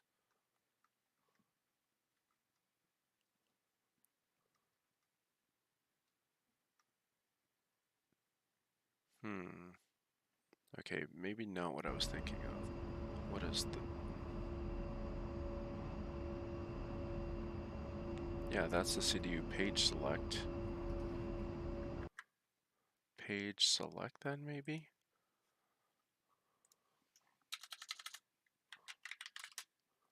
Page select, there we go, that's what I wanted.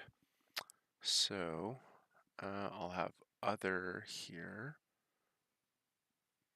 So if I want this on my throttle, there we go. Other, then position, steer point, and then waypoint. There we go. So this way, so this one is for that, this click is for that, next click is my autopilot's functions. Yeah, this is my autopilot. Let's go yellow for countermeasures then. Or fuck it. Yeah, don't need that. So this is only a one-time thing, so fuck it. Now set the four system select switches to on. Middle position. There we go. Next, set the joint tactical. Oh, sorry. Missed a few messages. Yeah, I missed quite a few. Alright.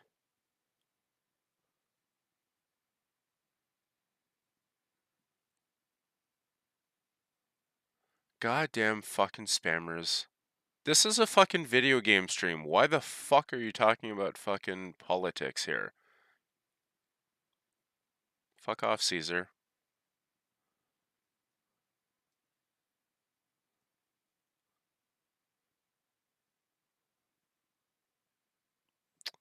Air to air, air to ground. Well, considering this is a bomber, I usually configure my plane for air to ground only. I think the only air to air missiles I have on my plane are two. What is that called?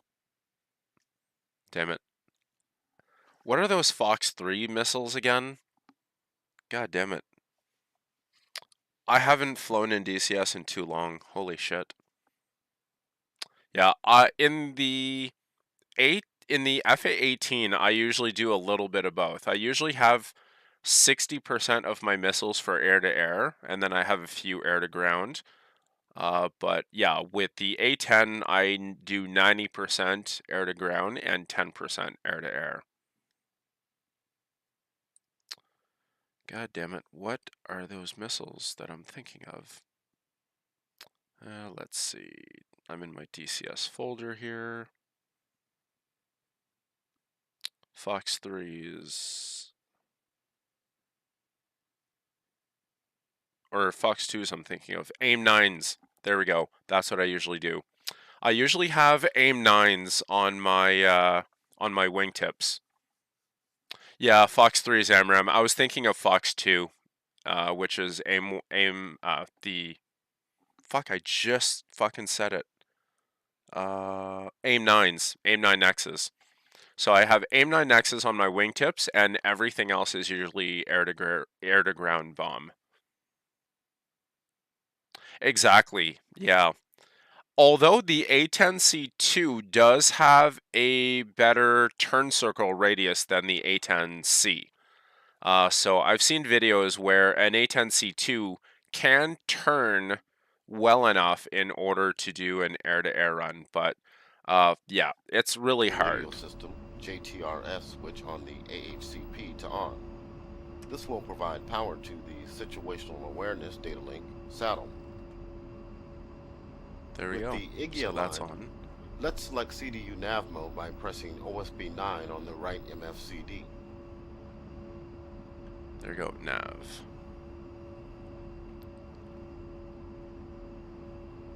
Select the EGI as the primary navigation system on the navigation mode select panel.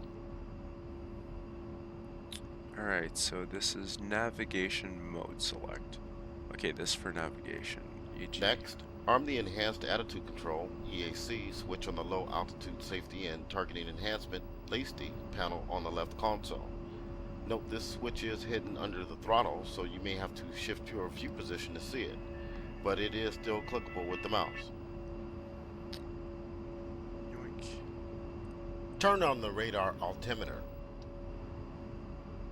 At this point, we are ready to taxi to the runway.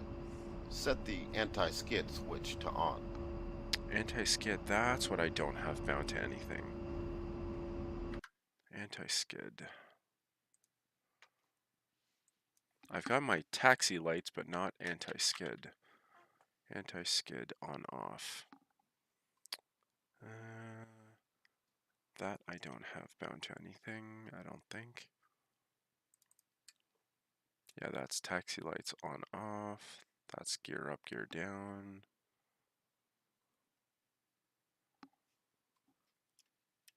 Yeah, this is nothing.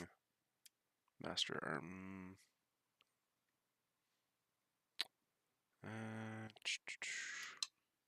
Gun pack, laser, TGP. Yeah, these don't do anything. You know what, fuck it. It's not like I'm gonna fucking use it that often. Oops. Now turn on the nose wheel steering by pressing the pinky button on the control stick or insert. Yeah, I like the multi-roll of the F-18 as well. Yeah. That's why I usually do 60% air-to-air, so I usually have mostly AIM-120s on the inside wings, and then on the wingtips I'll have AIM-9Xs, and then I'll usually have a few bombs the on the outside of the pylons. Yeah, exactly. I usually do a lot of PvE as well when it comes to air to ground. I usually do PvP for air to air only. So I'll usually have my Hornets set for with 6 AIM-120s. I'll have 4 Cs for longer range, 2 Bs for shorter range and more maneuverability, and then I'll have AIM-9Xs on the wingtips.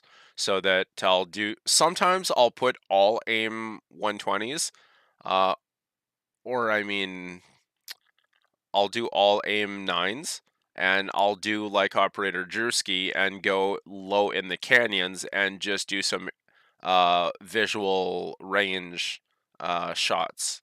So I'll pretty much sneak up on someone and fuck them up and fuck up their day. On the keyboard. Oh, right. Nose wheel steering. Click on the yellow handle to arm the ejection seat. Boom. Taxiing out to the runway requires tower permission, so we will end our startup lesson here. Tomorrow you're going up. See you then. Alright, so I'm finally started. Cool. I didn't crash this time.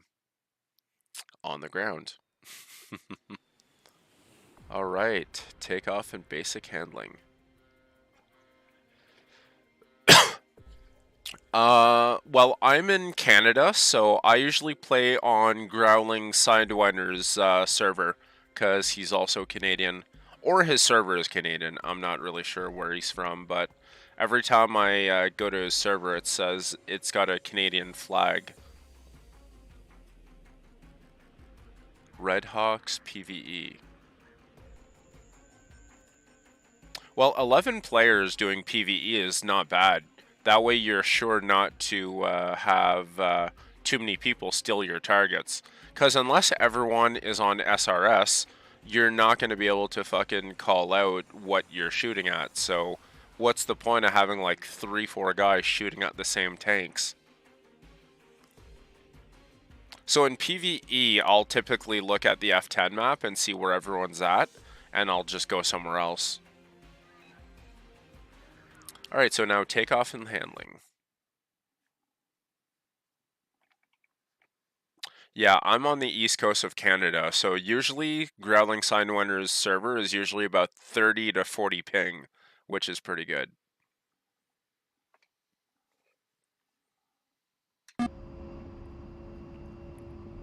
Welcome to the Takeoff and Basic Handling Training Flight. Today, you're taking the A-10C up for a spin. In this lesson, we'll perform a standard takeoff followed by some basic maneuvers at medium altitude. Press the spacebar key when you are ready to begin.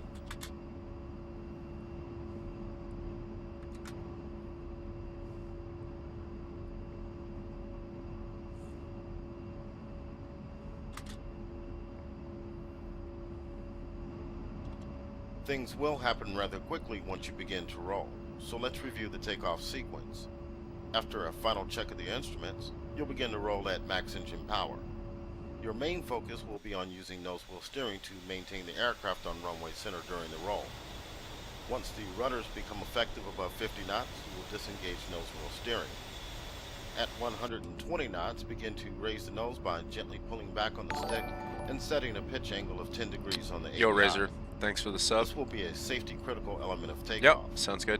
Pulling up too fast can lead to striking the aircraft's tail on the runway or lifting off with too much angle of attack. I agree with you, Luke. Ping doesn't matter when you're doing PvE. Once the aircraft is safely airborne and climbing, raise the landing gear and flaps.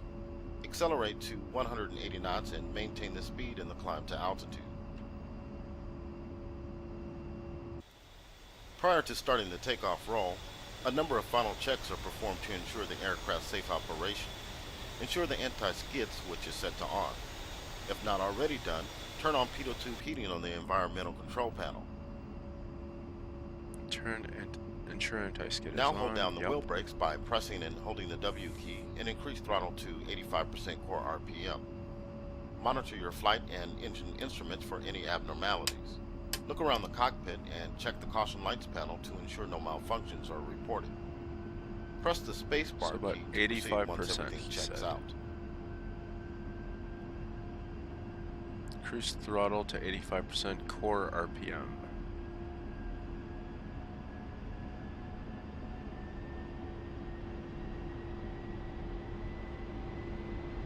I think I'm at 85. No, I'm at about 80. Now I'm at about 85. You are now ready for takeoff. Take a note of your current heading as you will maintain this after takeoff. To begin the roll, release the wheel brakes and advance the throttles to max. Alright, releasing brakes and throttle Use max. careful nose wheel steering commands to keep the aircraft running straight down the center of the runway. And careful rudder pedal. Press the Rotaz pinky button or insert to disable nose wheel steering. Nose wheel steering disabled. And start pulling on the stick. Gently pull back on the stick to raise the nose to 10 degrees pitch on the ADI and hold it. Maintain 10 degrees of pitch. Raise the landing gear by pressing G and the flaps by pressing left shift plus F. The landing gear horn will sound while the landing gear is in transition. Adjust your pitch angle to maintain 180 knots indicated airspeed in the climb. And check the vertical velocity indicator to monitor your rate of climb. Your desired rate of climb will depend on a number of factors, including the aircraft weight, range, and altitude of the steer point. However, 180 knots indicated airspeed is a good average climb speed.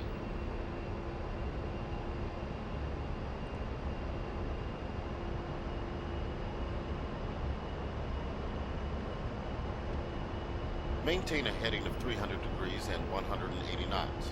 Level out at 5,000 feet. Scan your instruments vertically from the HUD down to the ADI and HSI, and then horizontally across the front dash from the airspeed indicator to the altimeter and vertical velocity indicator. Level out at 5,000.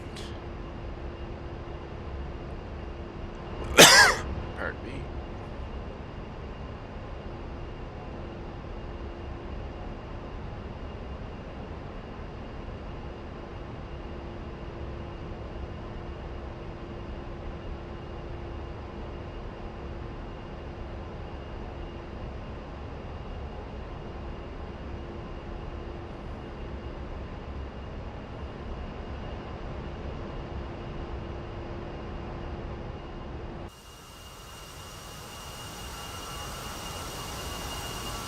I love that with Track IR you can look around your plane like this.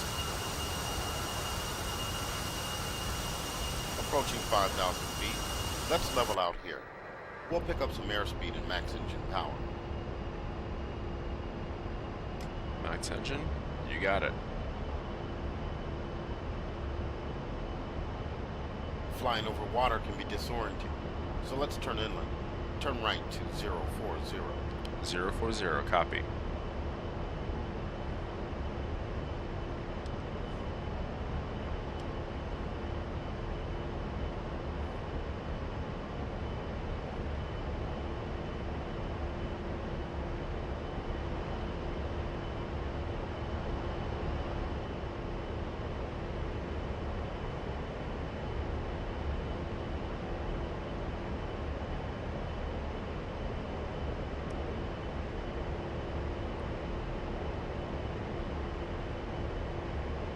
Zero 30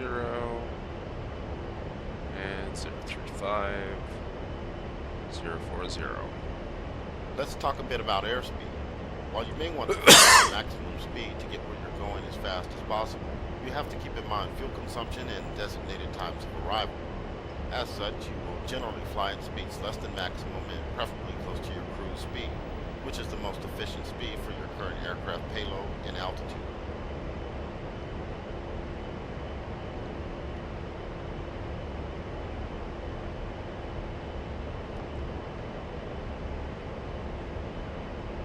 Alright, time to slow down for a bit. 300 knots is a little fast, especially when trying to keep altitude. Alright, I'm on altitude heading. Alright. Alright, let's go back to 040.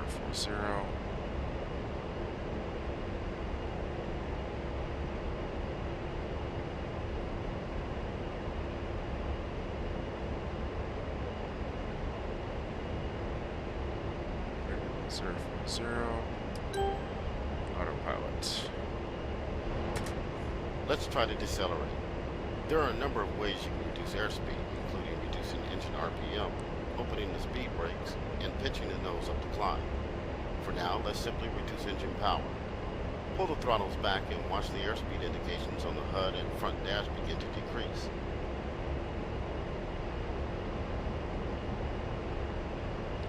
No, I don't. No, I don't have the patience for just flying a plane.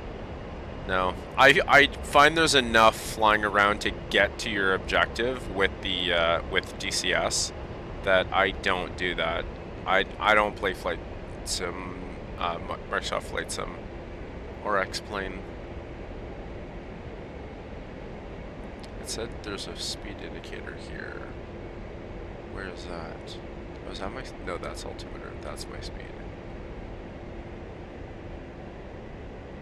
Or no, it's not. Oh yeah, no, it's... Good. Now let's accelerate by advancing the throttles back to max. Back to max? Alrighty.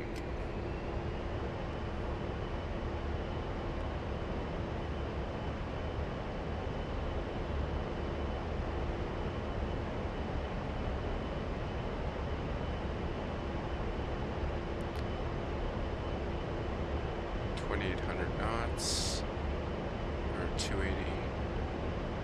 Now let's perform a climb. Take the nose up to 20 degrees of pitch by referencing the ADI on the front dash. Climb to 12,000 feet. Warning, Alrighty. autopilot. Alright, disable autopilot. So he said 20 Watch degrees. the altitude and airspeed readings on the HUD and instrument panel. Take note of the altitude increasing and airspeed decreasing. Check the VVI to monitor your rate of climb. It's critical to maintain control of your airspeed or you will quickly approach a stall scenario. If your airspeed begins to fall below 160 knots, reduce your climb rate by lowering the nose to a smaller pitch angle. Yep, definitely gotta climb slower. 15,000 should be good. Yeah, I'm going way too slow now. The A-10 does not have a very high thrust-to-weight ratio. Yeah, so I've noticed. Climb like fighter jets. However, with the hog lacks in engine power, it makes up for in engine durability and endurance. Alright, I need to fucking raise or lower my seat here. Level out at 12,000 feet. There we go. Level out at 12,000? Alright. I'm almost there.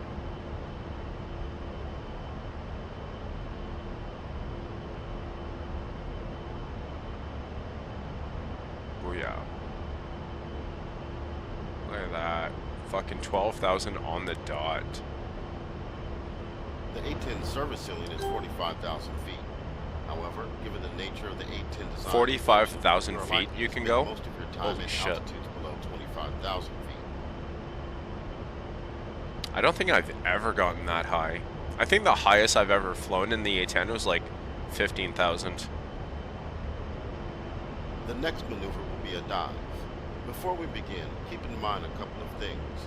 Although we are 12,000 feet above sea level, the surface of the Earth can be a lot closer, so we'll only drop about 5,000 feet and recover at 7,000. Also, our speed will increase rapidly in the dive, and we need to be careful not to overspeed the aircraft. Overspeeding is highly dangerous and can lead to catastrophic structural failure. Alrighty, time for a dive. Pull the throttle back and push the stick forward to make your pitch 20 degrees nose down. 20 degrees Watch nose. your altitude decrease and speed increase as you dive. Recover at 7,000 feet.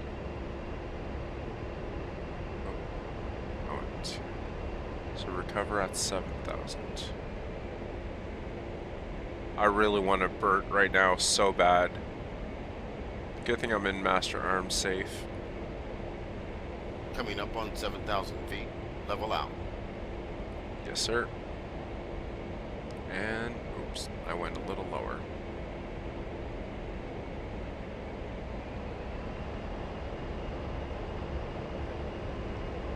Jeez, I went way too low. For our last with my maneuver of seat. the day, we'll try a level turn.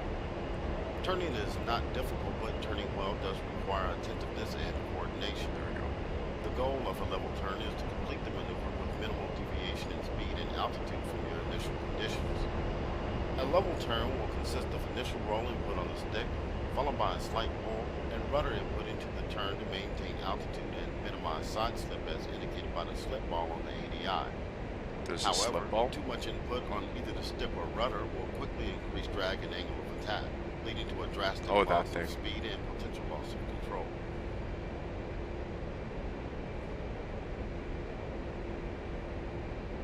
So we're going to try a level turn.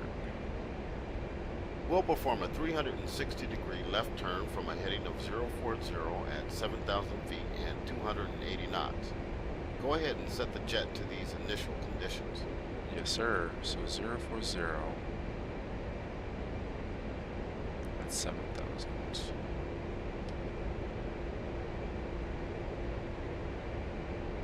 And 280 knots, so I can speed up. Oops. 040. And Set. Stabilize at this speed and altitude before starting the turn. Remember, try to maintain the airspeed and altitude throughout the turn. Use the total velocity vector on the HUD to maintain altitude, and step on the ADI ball using the rudder to minimize side slip. Begin when ready. okay, so I gotta go left turn, do a 360. So roughly 7,000 feet and 280 knots.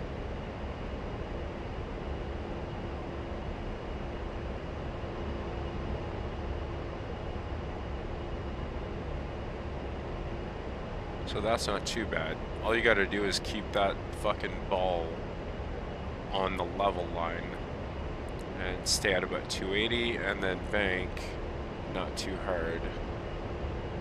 So right now I'm at about a 15-degree bank right now.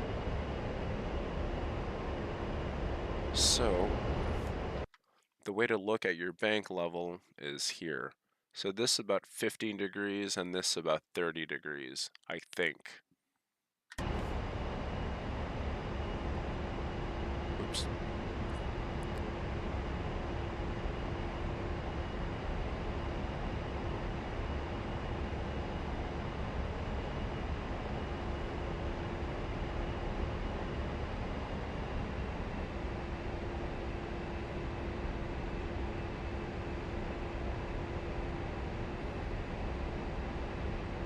There we go.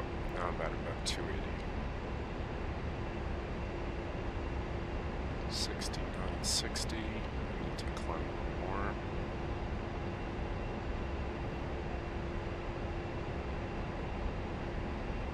There we go, 7,000. Almost 280. I gotta keep turning until I'm at 040 again.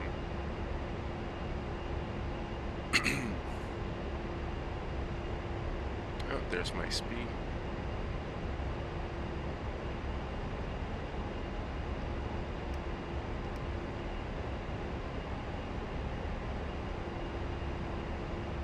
Not bad. This is one of my most...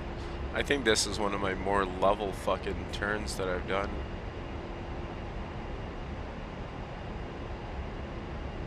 Holy fuck, this takes a while to go 360. Jesus fuck, this would be so much quicker with an F-18.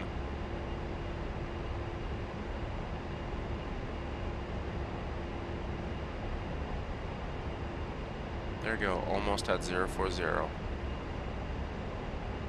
I am still at about 280 though, which is nice.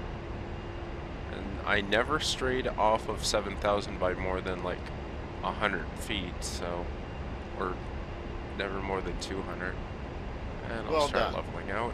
We will end our training flight here. Oh yeah. Nice. Autopilot engaged. Alright, well, doing a 360, big fucking whoop. I want navigation training now. Alright, navigation.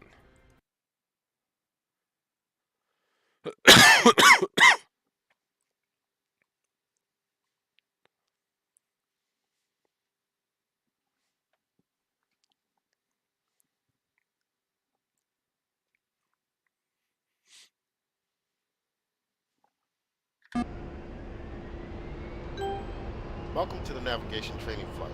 I've engaged the autopilot to keep the aircraft level and on course, so please do not touch any input controls outside of the training commands you will receive.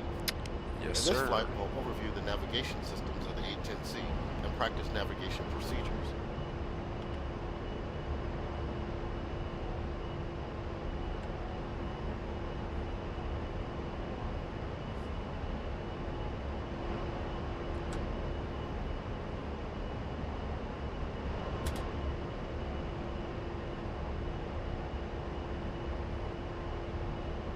Come on, start. Increase throttle to about 90% core RPM to keep the aircraft above 250 knots indicated.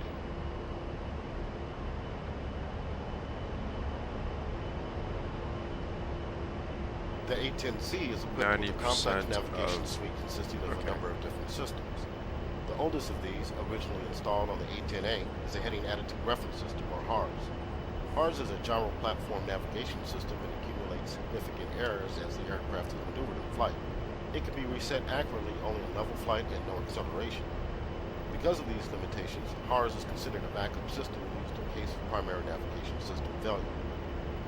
The primary navigation system of the A-10C is the embedded GPS, INS, or EGI, often pronounced IGI. The IGI integrates a traditional inertial navigation system, INS, and a global positioning system, GPS. Each of these two IGI components can function. Hold up, guys.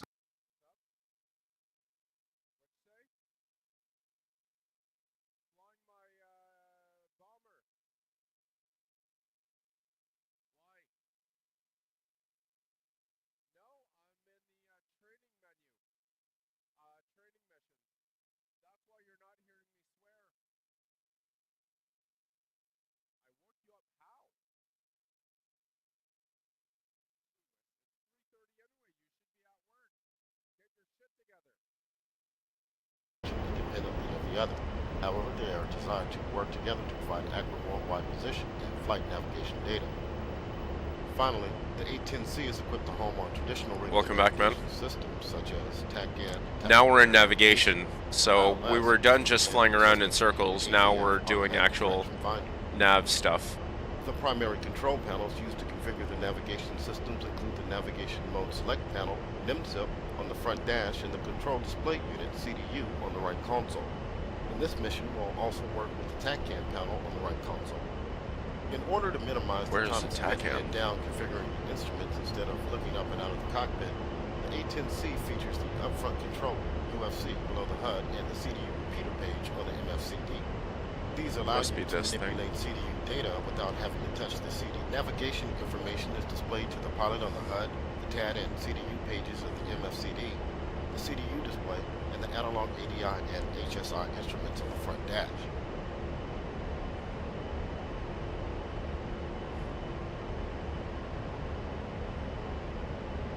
Let's begin taking a more detailed look at each component of the navigation suite.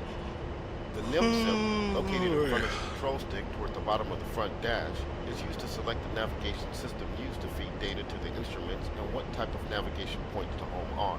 Specifically, the top row of select buttons selects between HARS, IGI, and TISL, Target Identification Set Laser. You will generally use the IGI as your primary navigation system, and you can see that it is selected by default. Like HARS, TISO is an A-10A legacy system that has been replaced on the A-10C by the AN/AAQ-28 Lighting 2 targeting pod. Along the bottom row of the NIMSIP are buttons to set the type of navigation points to home on. These include STRPT, steer point, ANCHR, anchor point, TCN, TACAN beacon, and ILS, instrument landing system. During flight operations, you will usually navigate toward a steer point, so STRPT will be the preferred selection. TACAN and ILS are used for airbase approaches and landing, and an anchor point is usually the mission bullseye. In review, the selections of source navigation system on the top row and the type of navigation points on the bottom row determine which system provides steering information presented on the HUD, ADI, and HSI, and toward what type of navigation point. So the top is what to use in order to navigate, and the bottom is what to look at, I guess. The course warning flag on the ADI. The two homing lights to the right of the select buttons indicate VHF or UHF radio homing when either radio is used in ADF mode.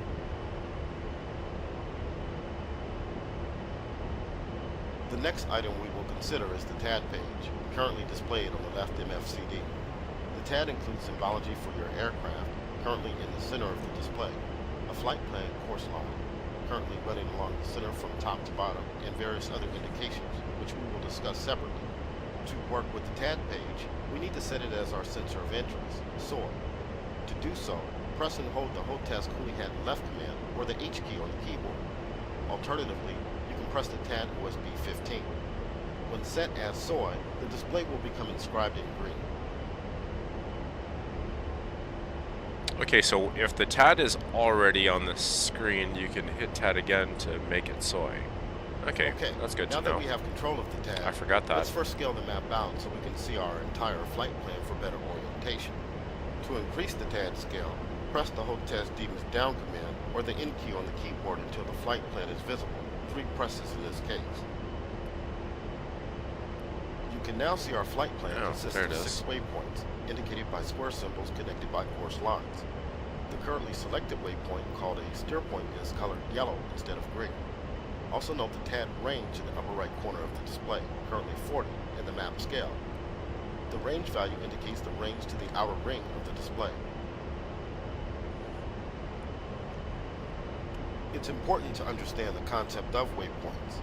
Waypoint is the generic term for all navigation points of interest, which can include the current steer point, all flight plan waypoints, mark points, and anchor points. Generally, you will be following a flight plan that consists of a number of flight plan waypoints, one of which will be usually selected as your current steer point. Using the CDU, you can edit, create, and delete waypoints either as part of a flight plan or as independent waypoints.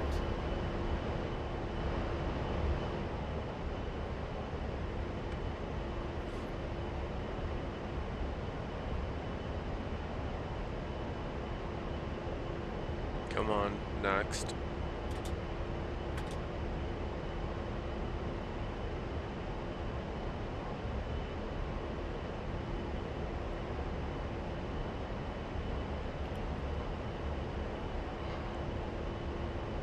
Holy fuck. Let's try performing the most basic navigation function of cycling through the flight plan waypoints to select the current steer point.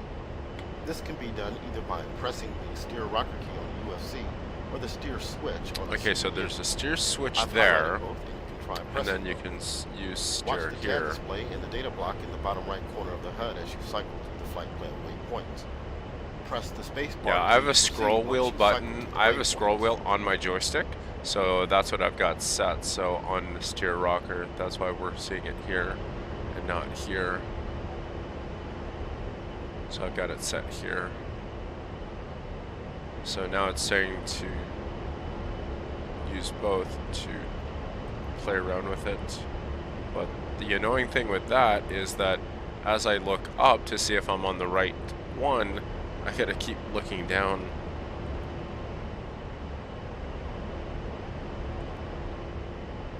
Yeah, that's annoying. You can also cycle waypoints by using Rotaz controls. To do this, first make the HUD SOI by pressing the test cooling hand up once, or the U key on the keyboard. Oh, right. An asterisk will appear on the left side of the Once HUD it's when soy, I can just use DMS. DMS. Yep. DMS. With the HUD up set as soy, and down. you can cycle through the waypoints by pressing the Rotaz DMS up or down commands repeatedly. Set waypoint 3 Copignati as your steer point. Yeah. The thing is, if I'm in, let's say I'm here, and I want to switch to different waypoints, instead of using, you can't use DMS here, so I just use this. As See, you now I can can see see indicated on the HUD steer point data block, the HUD waypoint waypoint 1, has a waypoint custom 2, ID waypoint 3. Copignati. If you cycle to the following waypoint, it also has a custom ID, POTI. Mission waypoints are assigned a default ID of MSN XXX, where XXX is a numerical value starting with 001. Mark points are also assigned an alphabetical ID starting with A. Custom waypoint IDs can be created in the mission planner prior to the mission, or in flight by using the Cdu waypoint edit functions. Waypoint IDs can also be used to search for waypoints in the Cdu database.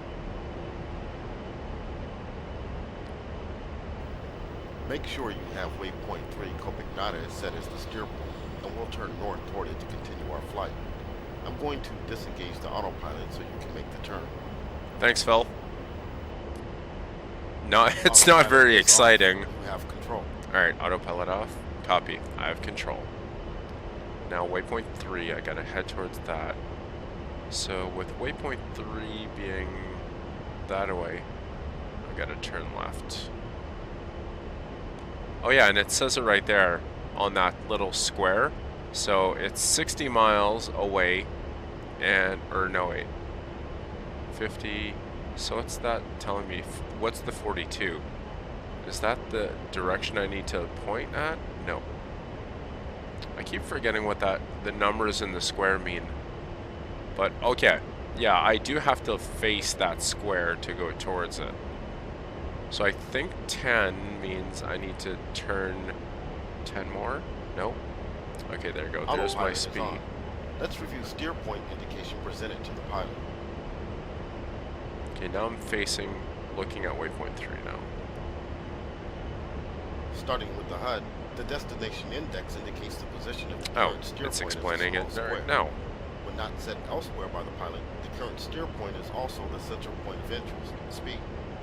On the TAD page, the speed is displayed as a wedding cake symbol currently corresponding with waypoint 3. Yep, there's the wedding cake.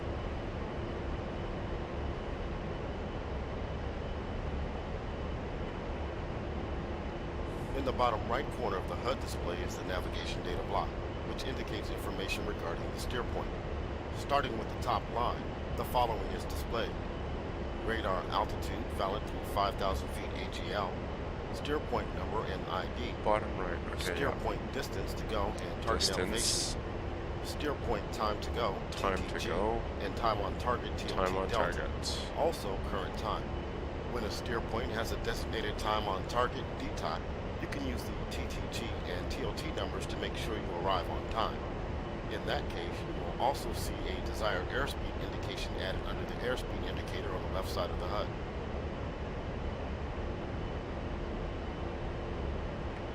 In the bottom center of the HUD is the heading tape, which indicates the current heading and desired heading bug to direct the pilot to the desired heading of the selected waypoint.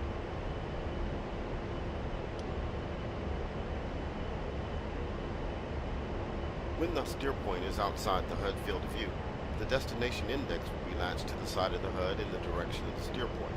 To see this indication, set waypoint 4 POTI as your steer point. The destination index is now latched to the left side of the HUD. That's what I was looking It includes for. 2 pieces of additional information. The degrees of turn remaining on top of the index, and the steer point. Oh, degrees of turn, that's what that is. So 60 degrees of turn in order to get to it, and then range on target. If you change the speed from the steer point to a different location, the destination index of the HUD will change to a tadpole to avoid confusion with the target designation cue, TDC symbol. To see this indication, let's designate a speed point on the ground. Press and hold the Rotaz control down Wait, on the period. what did he say? If you change the speed from the steer point to a different location, the designation index on the HUD will change to a tadpole to avoid confusion with the target designation TDC symbol. To see this indication, let's designate a speed point on the ground, press and hold the Rotaz slew down control. Keyboard to slew the TDC down toward the bottom of the HUD. Then press and hold the Rotaz TMS up command or left control plus up arrow keys on the keyboard to designate a speed just ahead of the aircraft. Oh, so slew controls. Okay, slew control down.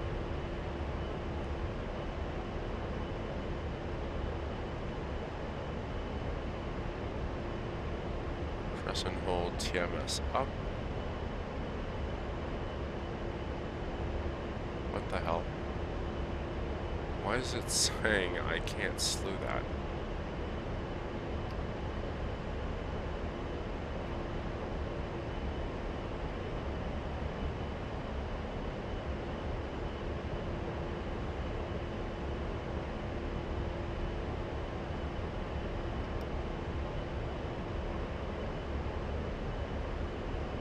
To see this indication, let's designate a speed point on the ground. Press and hold the Rotaz slew control down to slew the TDC down towards the bottom of the HUD.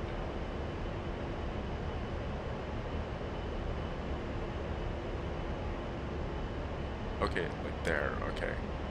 And then make it speed. The HUD is now indicating both the tadpole destination index and the speed location as a TDC with a line leading to the total velocity vector. The tadpole is lashed to the side of the HUD in the direction of the steer point, and the tadpole tail is indicating bearing to the steer point relative to your current position.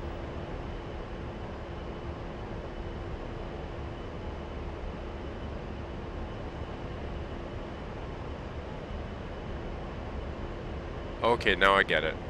Because I see the tadpole here, nothing is showing up there, but if I had the tadpole lower, yeah, now it's telling me that it's below me. Let's now discuss the CDU.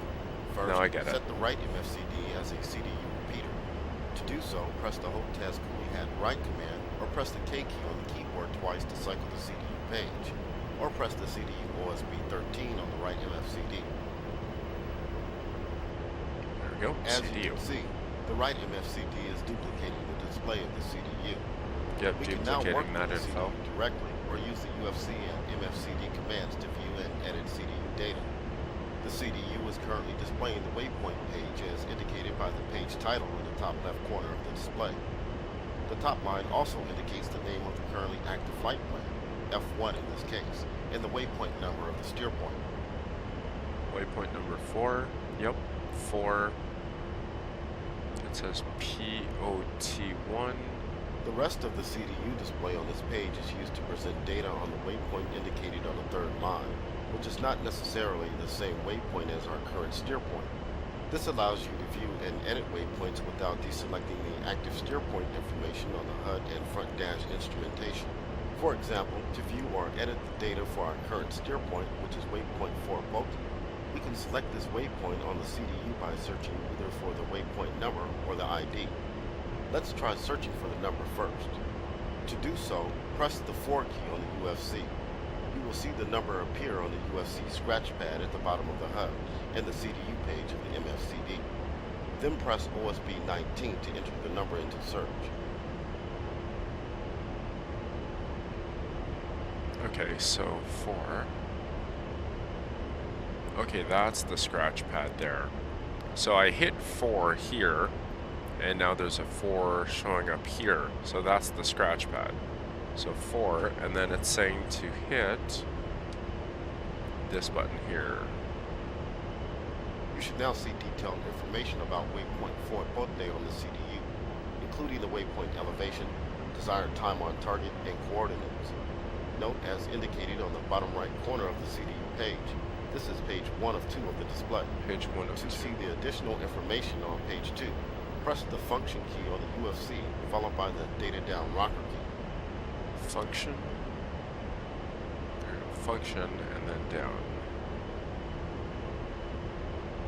Nope. that is selector. I need, so if that's the selector, this is,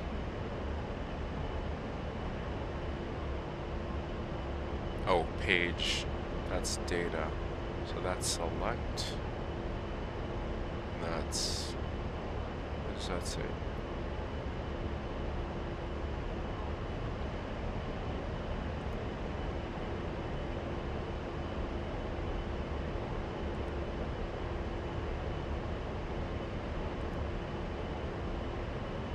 Function 2? No. Alright. To see the additional information on page 2, press the function key followed by the data down rocker. So, function.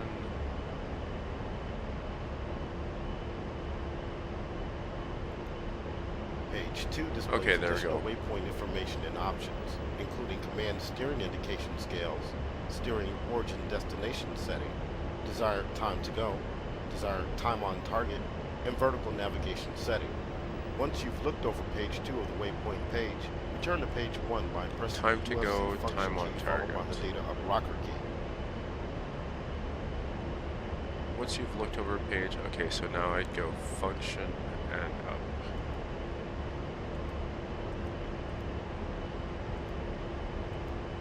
Now let's try the alternate method and search for a waypoint by ID. Let's also try using the CDU instead of the UFC to enter the data. Using the keyboard buttons on the CDU, type in KOP as the initial Warning, characters of the autopilot. ID for waypoint 3, Copignati, and then press the line select key R3 on the CDU to enter it into search. So type in KOP as the initial characters of the ID. KOP. Okay, guess not. KOP.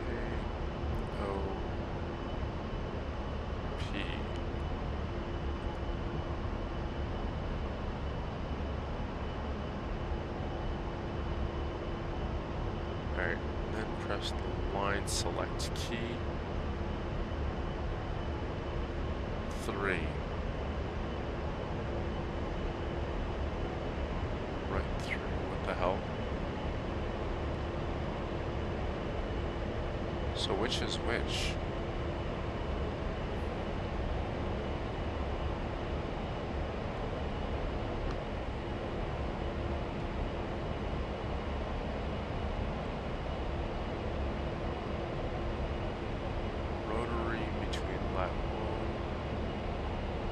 Copy existing waypoint, enter new DTO, enter new waypoint. Oh, I pushed that first and then KOP. KOP. No, it's giving me error.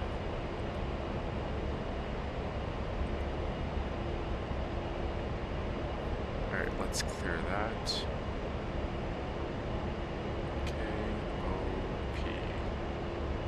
Okay, now I get it. So, type in KOP as the initial characters, and then press the line select. R3 to enter it into search. I don't get this. Ooh, shit. Good thing I paid attention. I was wondering what the fuck that sound was. Okay.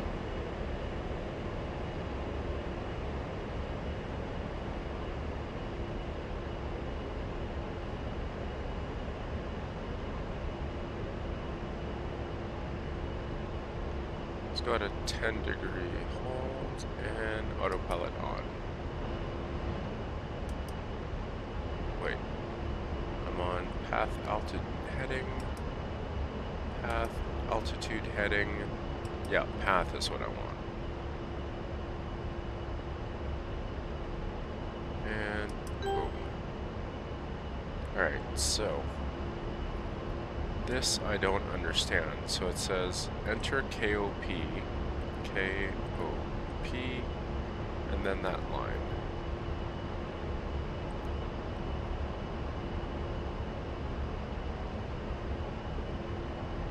says R3. Or would it be this one?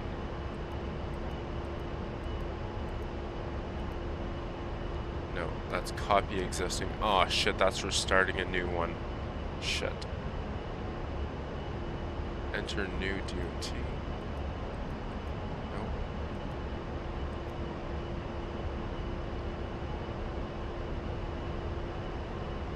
Okay.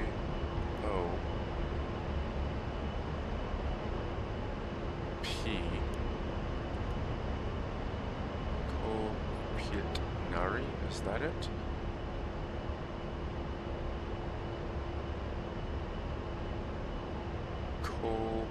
Yeah, Kopi Nari. That is one.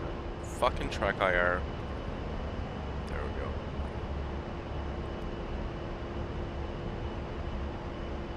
Holy shit, I don't understand what the fuck I'm supposed to do. I went from like 6 viewers to 0. For fuck's sakes.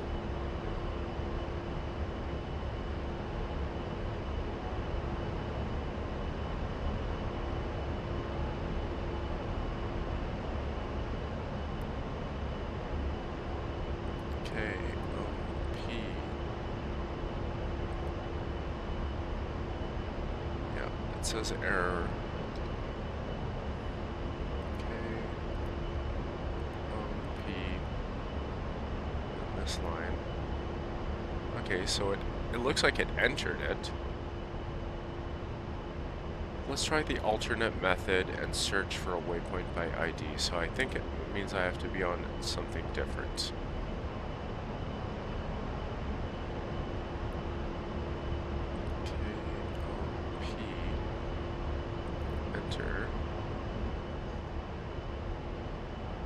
Still on waypoint 6.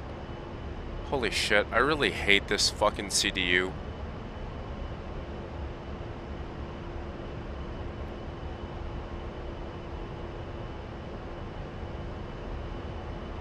Oh. Okie dokie. My viewer count on the top right of my stream window was showing 0. Yeah, this really fucking pisses me off. I hate the CDU so much. The tutorials on it are really bad. Use the keyboard on the CDU, type in KOP as the initial characters for the waypoint 3, and then press the line select key on the CDU to enter it into search. That is exactly what the fuck I've been doing. K-O-P, and then it says to use right 3.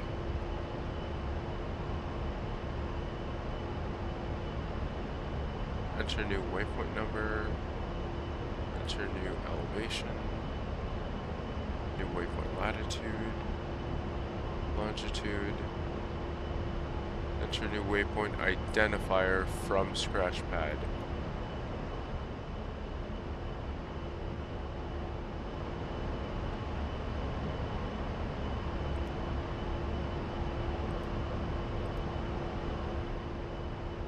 Is there anything in the scratch pad here?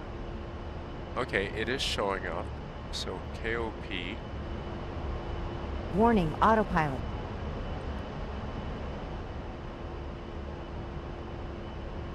Yeah, I fucking hate this thing so much.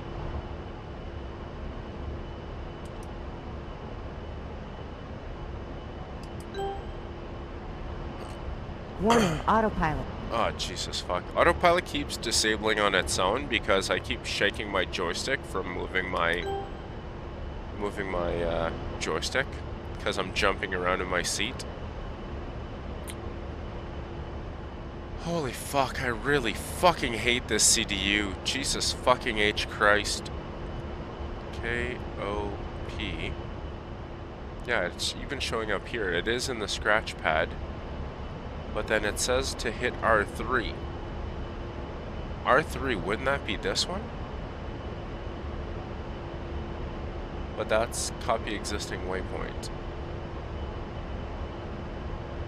And this is hovered over this thing.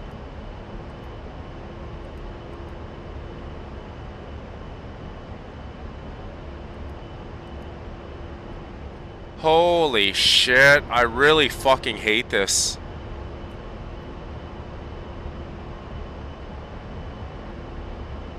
Yeah, I fucking love the navigation in the F-18. I love the F-18. It's my favorite jet in the game. But the navigation in the A-10 is so fucked up. Like, look at these instructions. They're fucking garbage. It says line select key R3. Well, how is this R3? There are only 4 R's. And 3, wouldn't that be this one or this one? Depending which way you're starting from. This is so fucked up.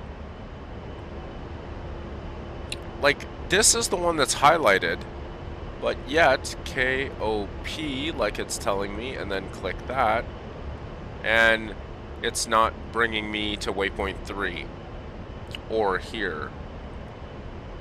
While we are working with the CDU, it's a good time to cover the important functionality of the steer point and page select dials on the Auxiliary Avionics panel, AAP. The steer point dial selects between waypoint databases. Oh my god. Flight plan, the CDU will cycle through flight plan waypoints only. When whatever, mark, it skipped it. I'm happy. Will cycle through mark points only. When set to mission, the CDU will cycle through all non-marked points in the database, including the flight plan waypoints. Note that the flight plan will appear on the TAD page only when the dial is set to flight plan. The page dial selects between main pages of the display. When set to waypoint, the waypoint main page will be displayed, indicating information on the selected waypoint. When set to steer, the steer point main page will be displayed, indicating information on the selected steer point. When set to position, the position main page will be displayed, indicating information on the aircraft's current position. The other page is used to edit data in the CDU. When not set to other, all of the other pages are read-only and no data can be entered into the CDU. Okay. So page has to be on other to edit shit. So position, steer, and waypoint are read-only. Alright, let's read that all set over. Waypoint 4 approaching as your steer point. I will disengage the autopilot so you can turn west toward waypoint 4. Set waypoint 4 as your steer point. I'm pretty sure waypoint 4 is already... Oh no, there you go. Autopilot is off. You have control. Alright. Waypoint 4. Okay, so I gotta turn that away.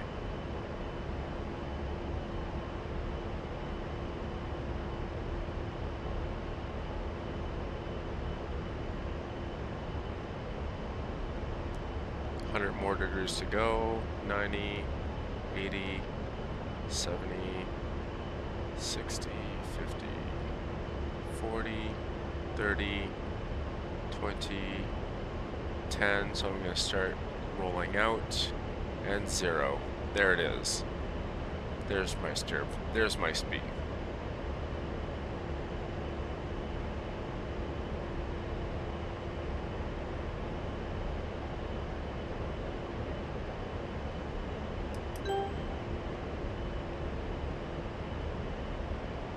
So it said to move towards it, but what now?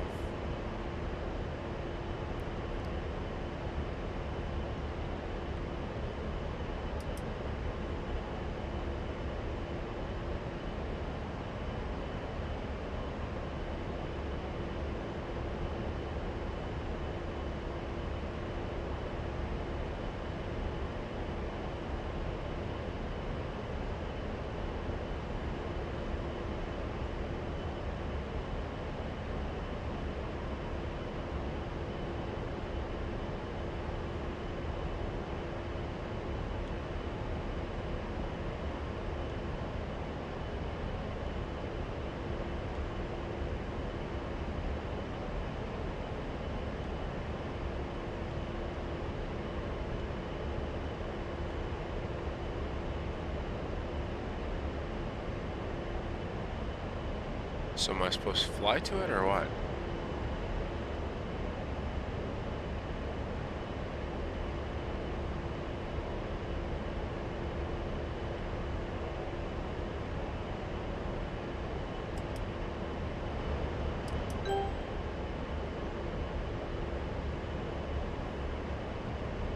It set to set it as, or it's set to head towards it. That's so fucked.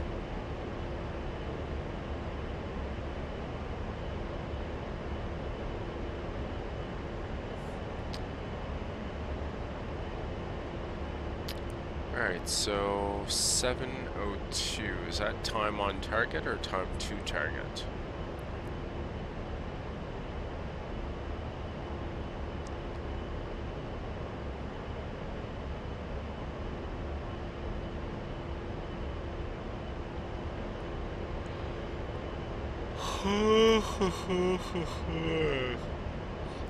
I don't know what the fuck I'm supposed to do.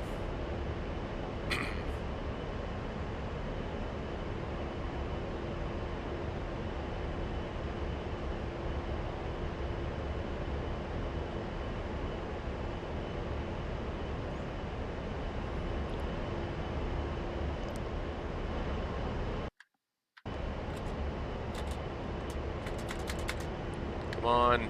What the hell am I supposed to do now?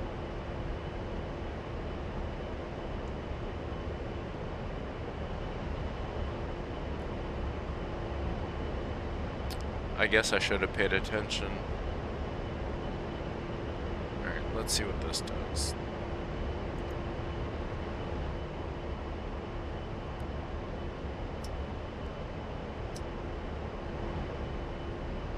Okay, so this one was to move this around.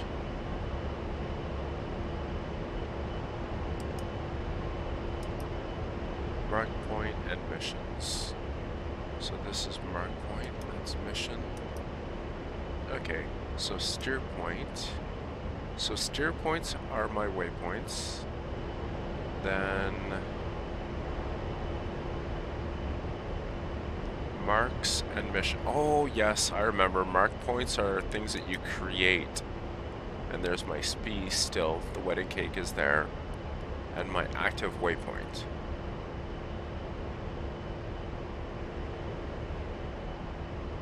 Okay, so you can't change waypoints using the steer point rocker. Okay, so that doesn't work when in mark points. Probably because I have no mark points created. So steer point, mark point, and what was the third? Mission.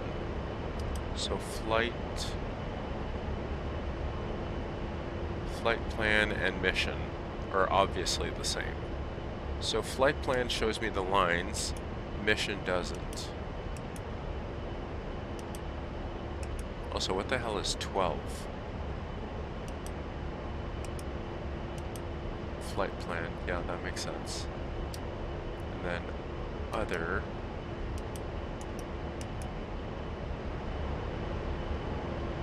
Yeah, other, position, steer, waypoint.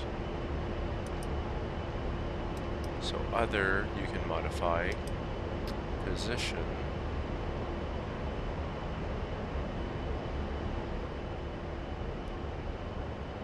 okay, right, 'cause I'm back in steer point, or flight plan.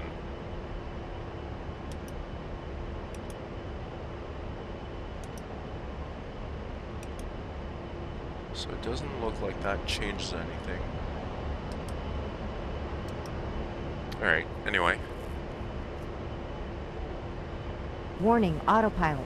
Alright, so it doesn't tell me what I'm supposed to do. Let's hope that all I need to do is fly there.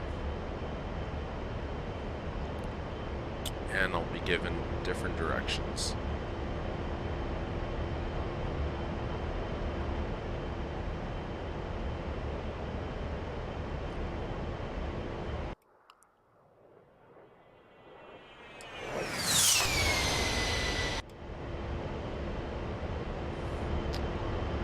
Lets you go through every single waypoint you have. Flight plan just lets you go to waypoints.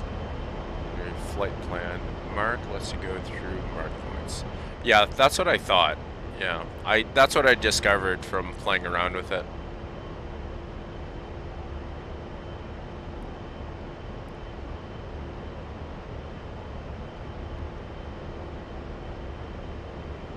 fuck it.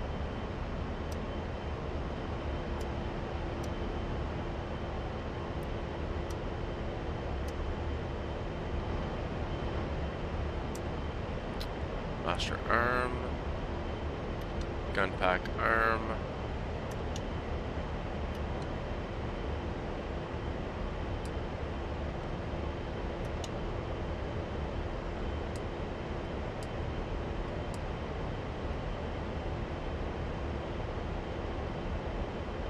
Gun arm. Time for some Bert.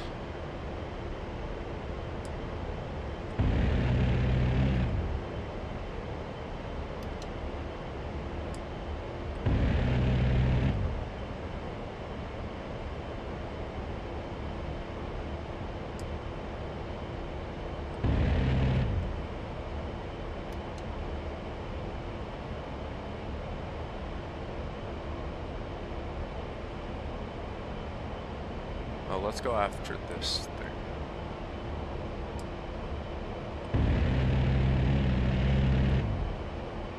Oh yeah. Come on, show me some splash damage.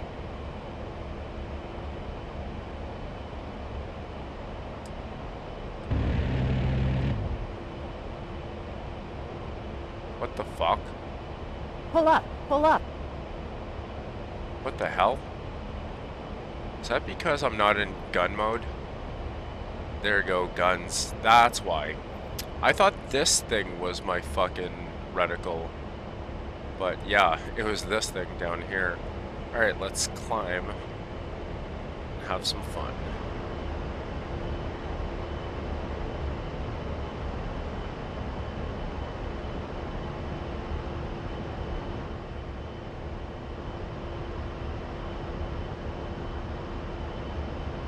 Fucking nice graphics. What's that thing?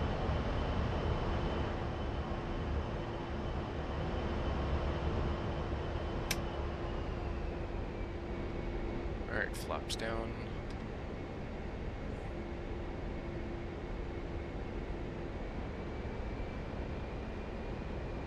Autopilot is on. To navigate Warning, a flight plan autopilot. accurately, you need to fly along the desired course line for each waypoint. To do so, set the HSI course arrow to the desired course for the waypoint and follow the course deviation indicator CDI on the HSI. For example, our flight plan calls for a course of 270 for waypoint Fuck, I 4. love the gun arm. To obtain correct CDI Or the gun indication, pack. set the HSI course to 270 by rotating the What HSI the hell? course set knob. Why does it Press look the like space bar I key didn't to splash proceed any? when the HSI What the course hell? is That was set to way off. 270.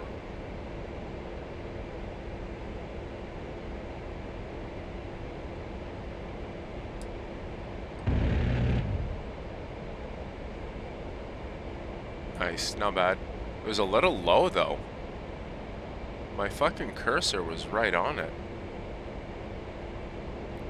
Alright, to navigate alright, so master arm safe. To navigate a flight plan accurately, you need to fly along the desired course line for each waypoint.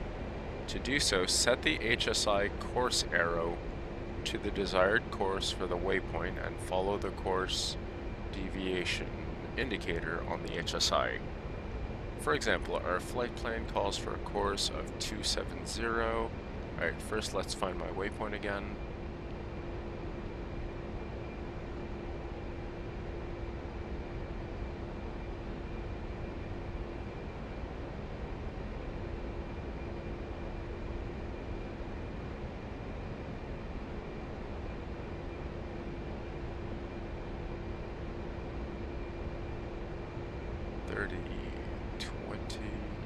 And booyah, there it is. Alright, so I gotta go... Oops, waypoint 4. Whoops. Waypoint 4, that away. Or wait. Oh, whoops, the other way.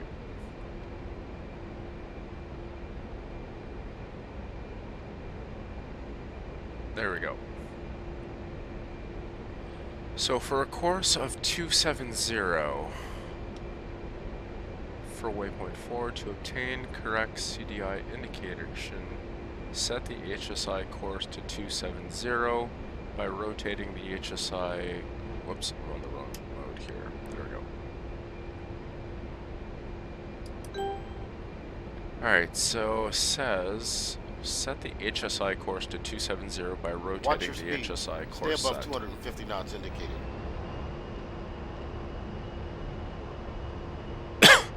Where's the HSI now? Okay, here it is.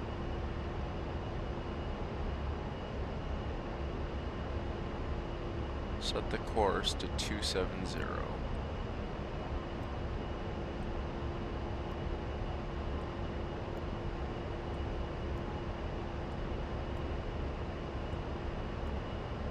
What the hell? How do you set 270 if you can only go up to 0 something?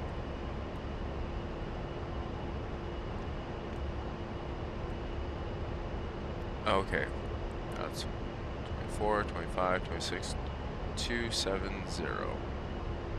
There we go. Press the space bar. There we go. The HSI course deviation indicator, CDI, and the ADI steering bar will now direct you toward the desired course line. In order to approach the waypoint on the desired course, you would maneuver the jet to follow the ADI steering bar toward the CDI until the CDI is aligned with the course arrow pointing toward the steer point and the steering bar is centered on the ADI. Press the space bar key to proceed to the next lesson topic. Okay, so I need to move until that bar is in the middle.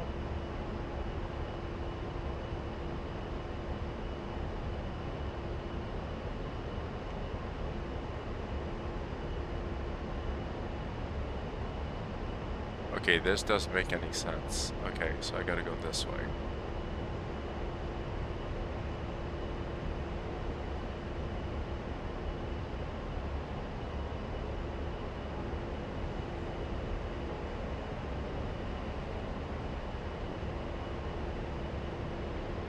Why is my waypoint showing way down here?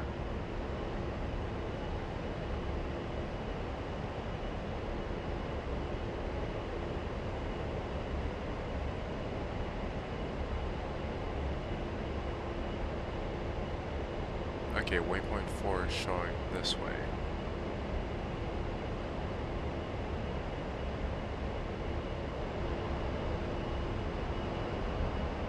Oh, that's because waypoint 4 is right there. That's why. Hey, man. Alright, anyway. Next lesson. Let's now try homing on the TACAN station. To do this, first select TCN navigation mode on the NIM set. Alright, now I gotta go TACAN. Now we need to set the desired TACAN channel. For example, to home in on the Senaki TACAN station, we'll set it to 31X. First, roll the mouse wheel up over the left channel selector knob to set the second channel digit to 3. Alright, so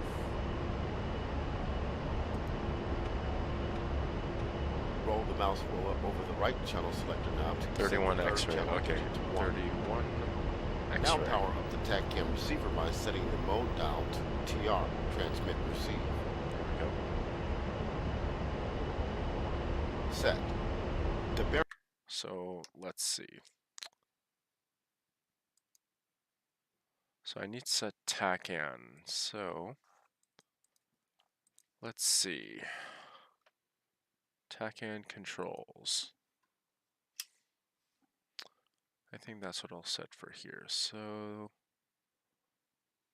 the 1s and the 10s. So let's go 10s. Throttle 10s increase, 10s decrease, 1s increase, whoops, decrease, 1s increase. And then TACAN. Oh, I fucking hate when they don't have clockwise, counterclockwise. Alright, so I guess I'll have transmit receive on this button. And then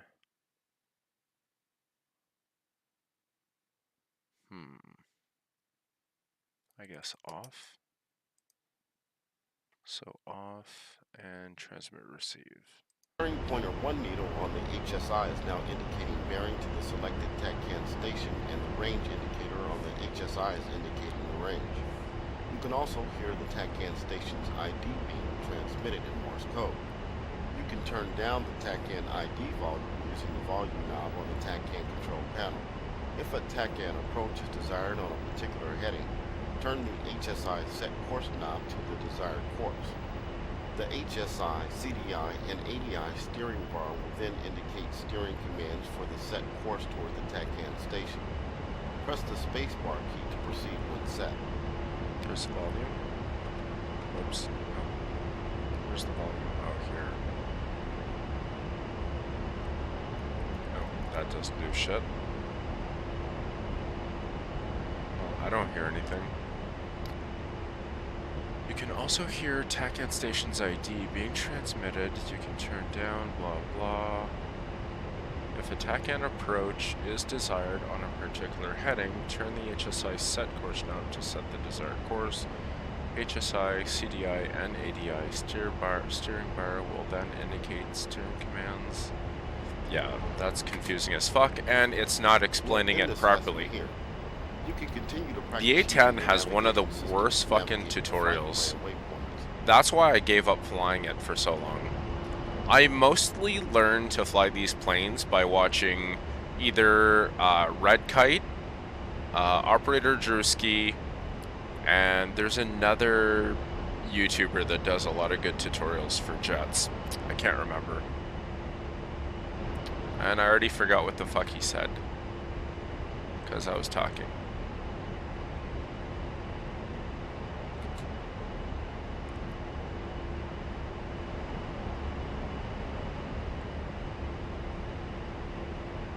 I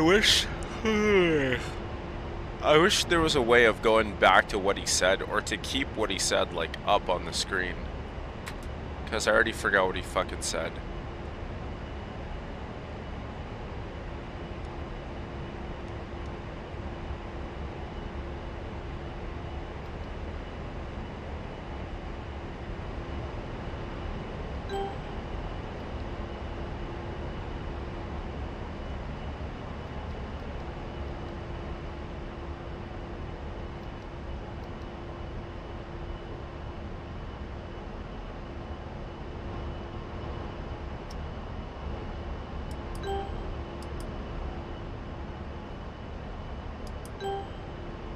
Path hold, okay, path off, path hold, off. Okay, so there is a default button for that. Okay, that's good to know.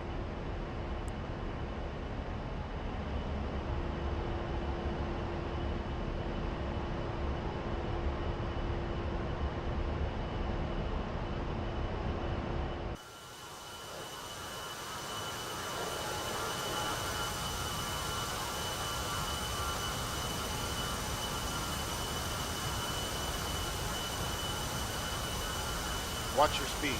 Stay above 250 knots indicating.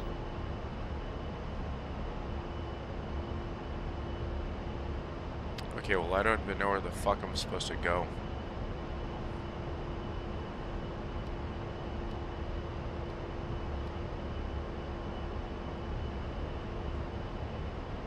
Am I supposed to go at that waypoint?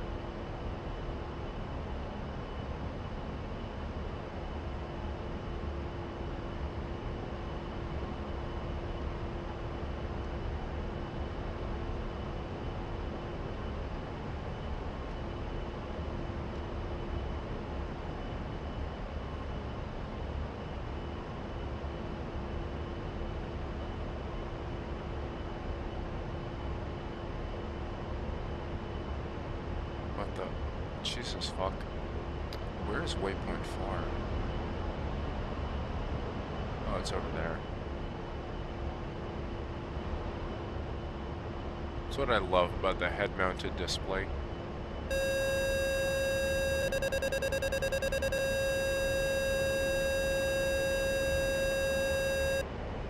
Well, at least I remembered what that means.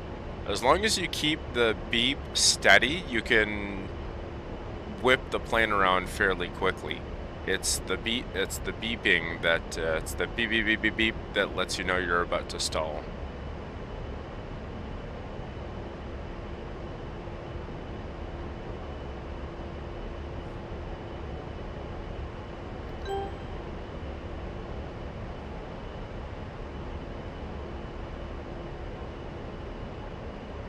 Alright, I don't even know what the fuck I'm supposed to be doing. Fuck! Stupid goddamn tutorial. Alright, fuck this goddamn stupid tutorial. I'll do it another day. Because every time I talk to you guys, I fucking lose what he's saying. Alright, so fuck it. Let's go to landing.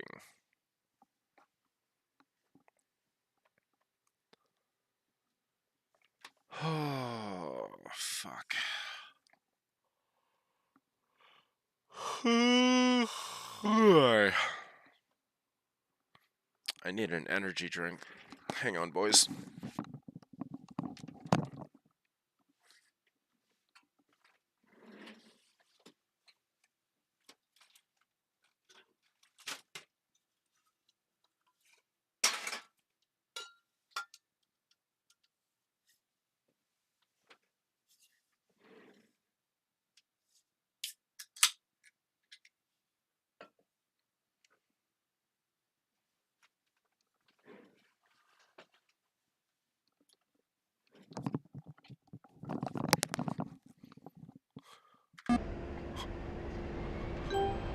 Welcome to the landing training mission. In this mission, we'll practice landing procedures in the A-10C using an instrument landing system ILS approach into Batumi Air Base. I've engaged the autopilot to keep us level and on course. Maintain airspeed around 200 knots as we prepare the aircraft for the approach.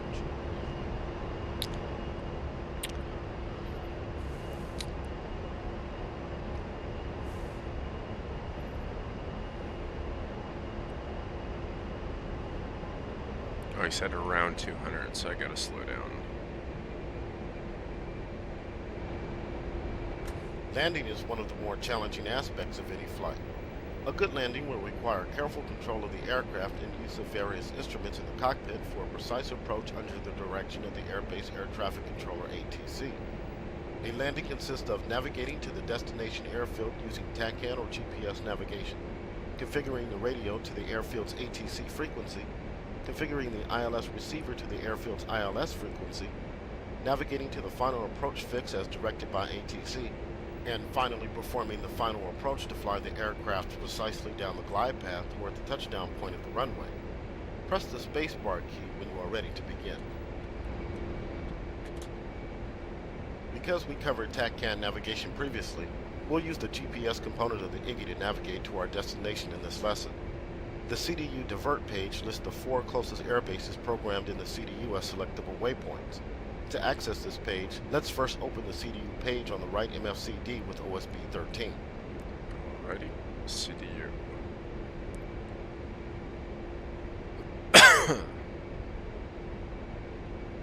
Come on, I fucking hit it. Now open the Cdu nav page by pressing function followed by the 2 nav key on the UFC.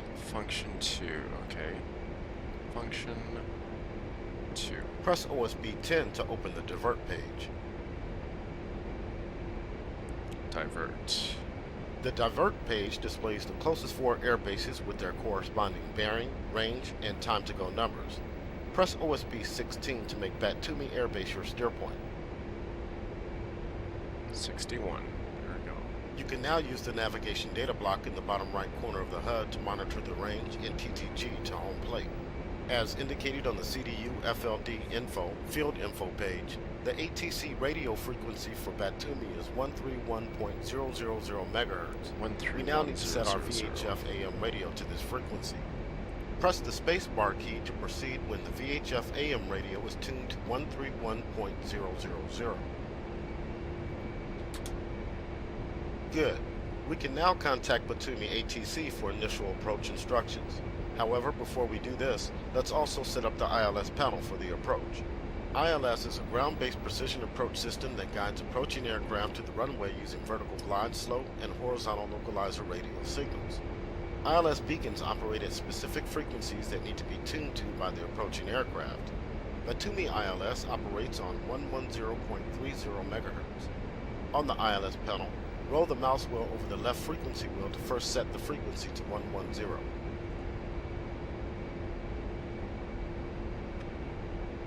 Now roll the mouse wheel over the right frequency wheel to set the frequency decimal to 0.30.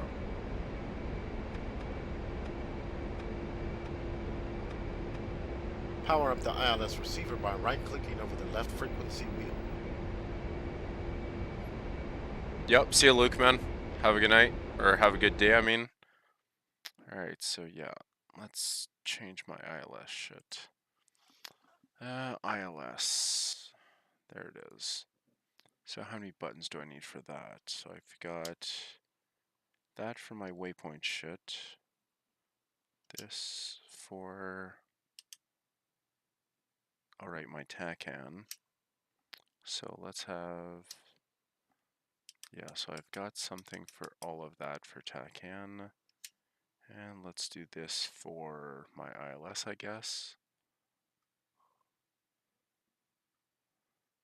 So let's see, kilohertz, increase, decrease, then decrease, increase, and then power.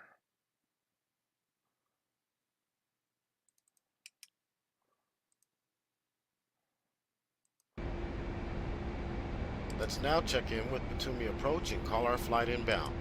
Press the Rotaz mic switch forward command or left alt and num plus keys on the keyboard to open the VHF AM radio menu. ATC. Where the fuck is Batumi? What the hell? F4.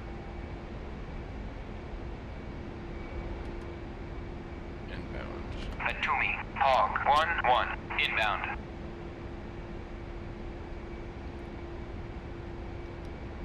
Oh, that's FM. Whoops. Mine is down. Now press F5 to select the A-10C radio page. Then select Batumi approach. And finally F1 to call inbound. Take note of the inbound instructions you will receive. Press the spacebar key to proceed once you've received the vector to the final approach fix from Batumi ATC. VHF. VHF 131. Yeah, that's AM, so yeah. I've got them reversed in my controls. I've got FM at the top.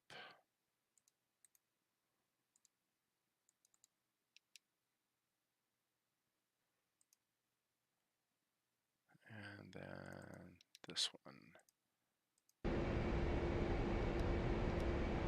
There we go, AM. 5. Batumi and inbound. Batumi, Hog 1-1, inbound. Hog 1-1, Batumi, fly heading 230, 435, QFE 29.89, runway 13, to pattern altitude. Heading 230.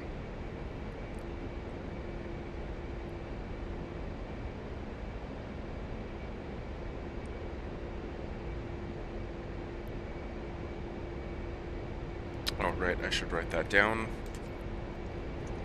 So 230 for 85, QFE 89 point something something, I forgot. Press F12 to exit the radio menu. You will return to it in a few minutes.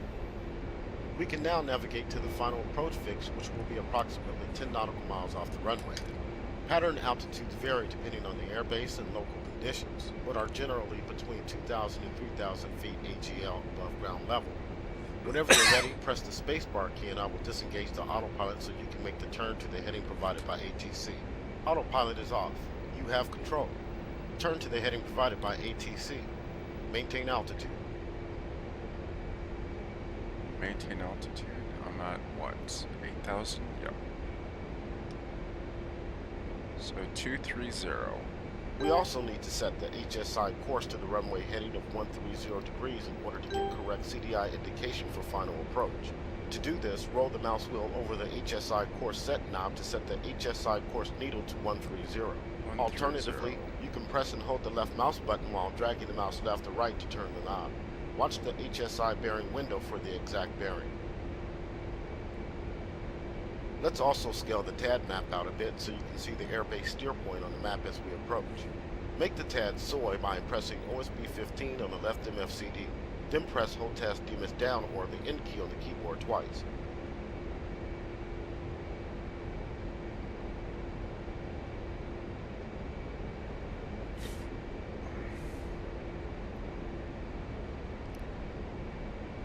Rotaz DMS down. Set the HUD as soy by pressing the Hold Task Coolie Hat up command or the U key on the keyboard. Because you'll want to concentrate on flying the aircraft once we turn on final, let's discuss now what will happen as we near the final approach fix. You want to hit the approach fix at approximately 2,500 feet and 230 knots indicated airspeed. As you approach the final approach fix, the CDI needle on the HSI will begin to move down toward the course needle. You will turn toward the runway to keep the two needles aligned to pick up the glide slope along the runway heading. As you turn, you will bleed off speed to below 200 knots and extend the landing gear and flaps for landing. Press the spacebar key to proceed when ready. Once the ILS signal is picked up by the ILS receiver, the glide slope deviation indicator will appear on the ADI. You will need to center this needle by gaining or losing altitude to see the pitch steering bar on the ADI for precise pitch control down the glide path. The bank steering bar will also appear on the ADI for precise directional control. Press the spacebar key to proceed when ready.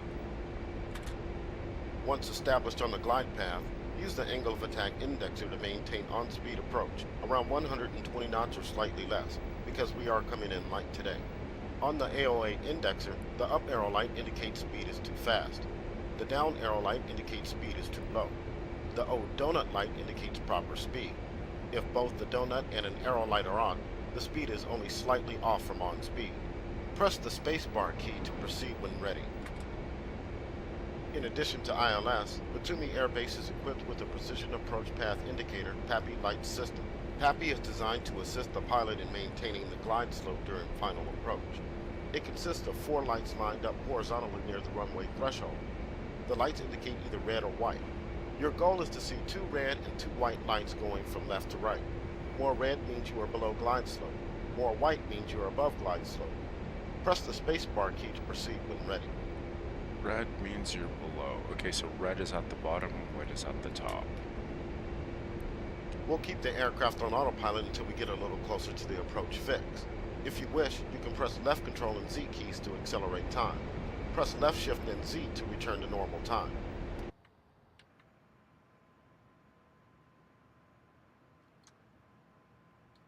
Oops.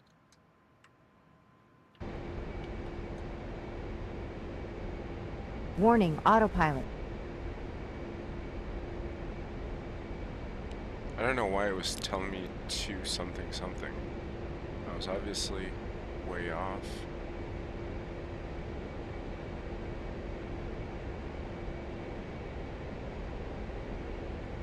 Oh, that's why. Yeah, it's because the landing, I come in from the water.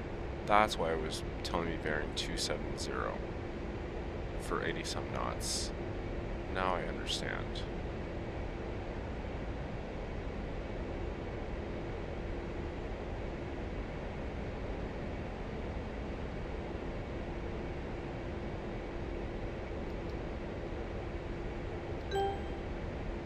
So yeah.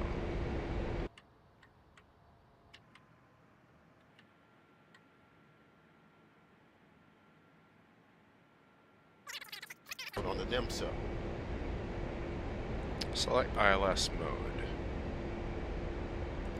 The red glide slope warning on the ADI indicates that we are not currently receiving an ILS signal.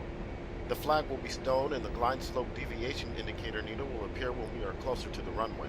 Whenever you're ready, press the spacebar key and I will engage the autopilot so you can descend to pattern altitude. Autopilot is off. You should by now see the Batumi runway at about your 10 o'clock.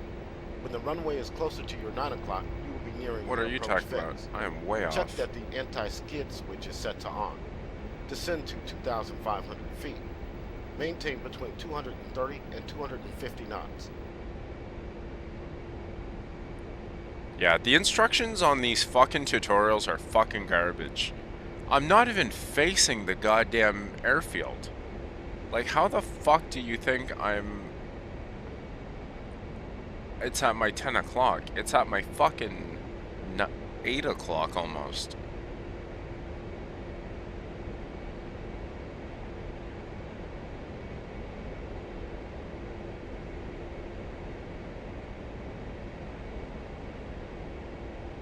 There we go. So roughly 230 and 250. And I need to be at about 2,500 knots. Or feet.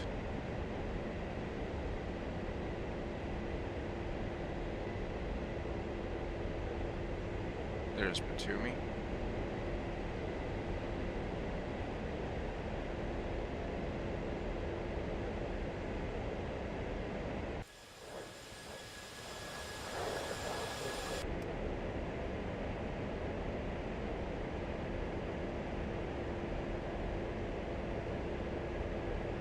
Oops, 2,500, we said.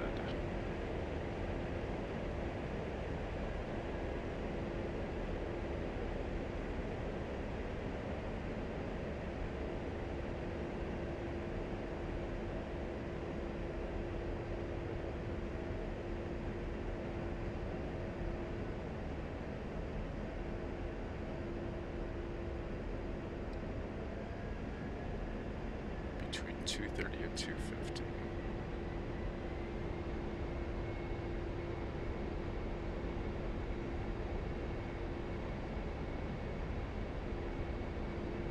Alright, I need that at my 10 o'clock.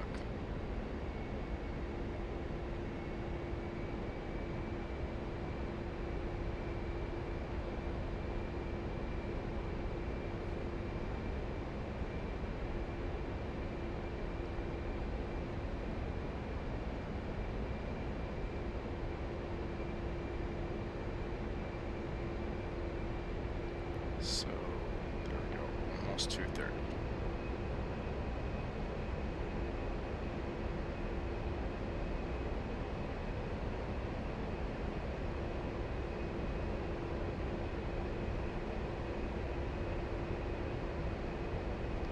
Okay, so closer to my 9 o'clock, we'll be nearing the approach.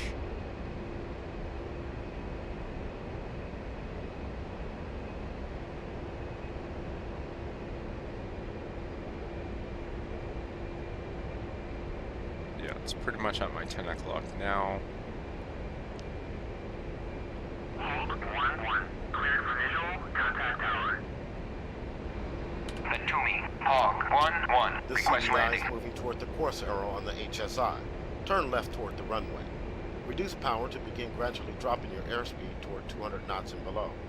If you overshoot the runway heading, perform a course correction in the opposite direction to realign the CDI with the course arrow. Okay, that's what that thing is. The glide slope deviation indicator indicates that you are above the glide path. Lower your altitude to center the needle.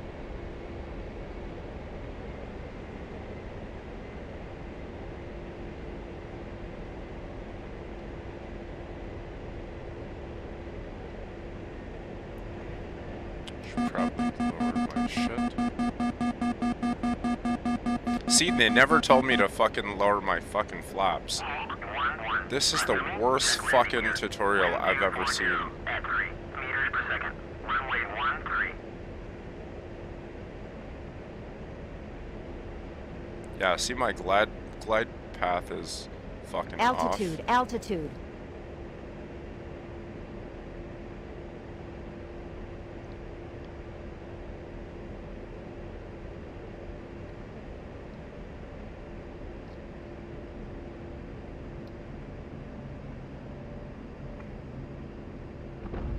Oh, that is fucking rough. Yeah. Those were horrible instructions. Oh fuck, oh fuck, oh fuck. Yeah, I'm way too fast. Speed brake, speed brake. Nope, not gonna make it. Oh, good thing I realized I wasn't gonna make it. Oops, I should let go of my fucking... Ooh, fuck. Woo.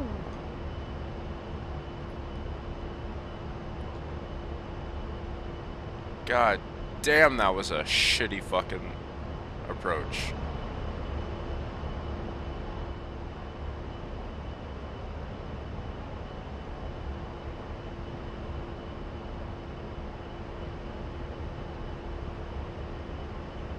Good thing I've done a lot of touch and goes in the F-18.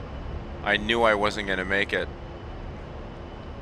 That was a horrible fucking landing. Jesus Christ. This game has the worst fucking tutorials for the planes. That's why I highly recommend new people watch the YouTube videos instead. I think after this video I'm gonna say fuck this shit and go do a go watch Red Kite's tutorial on fucking landings.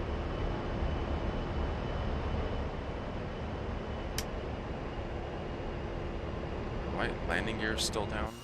Yep.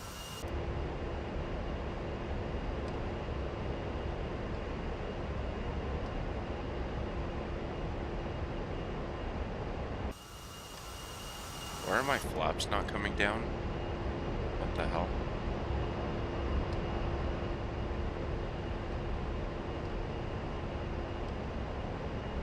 Okay, whatever. So I guess flaps don't go down for landings.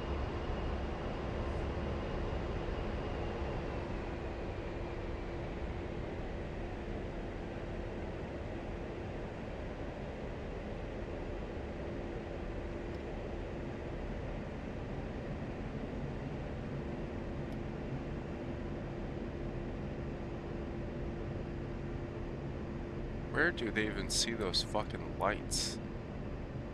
I don't see no fucking lights.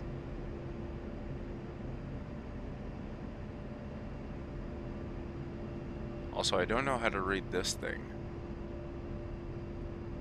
Like, how am I supposed to know if I'm low or high? Altitude, altitude. If not already done, set the aircraft to landing configuration. Set the flaps to the down position by pressing the F key twice, and lower the landing gear by pressing left shift and the G key on the keyboard. Fly the aircraft to keep the pitch and bank steering bar centered on the ADI. Oh well, Monitor whatever. your airspeed to maintain approximately 100. Oh, are you fucking serious?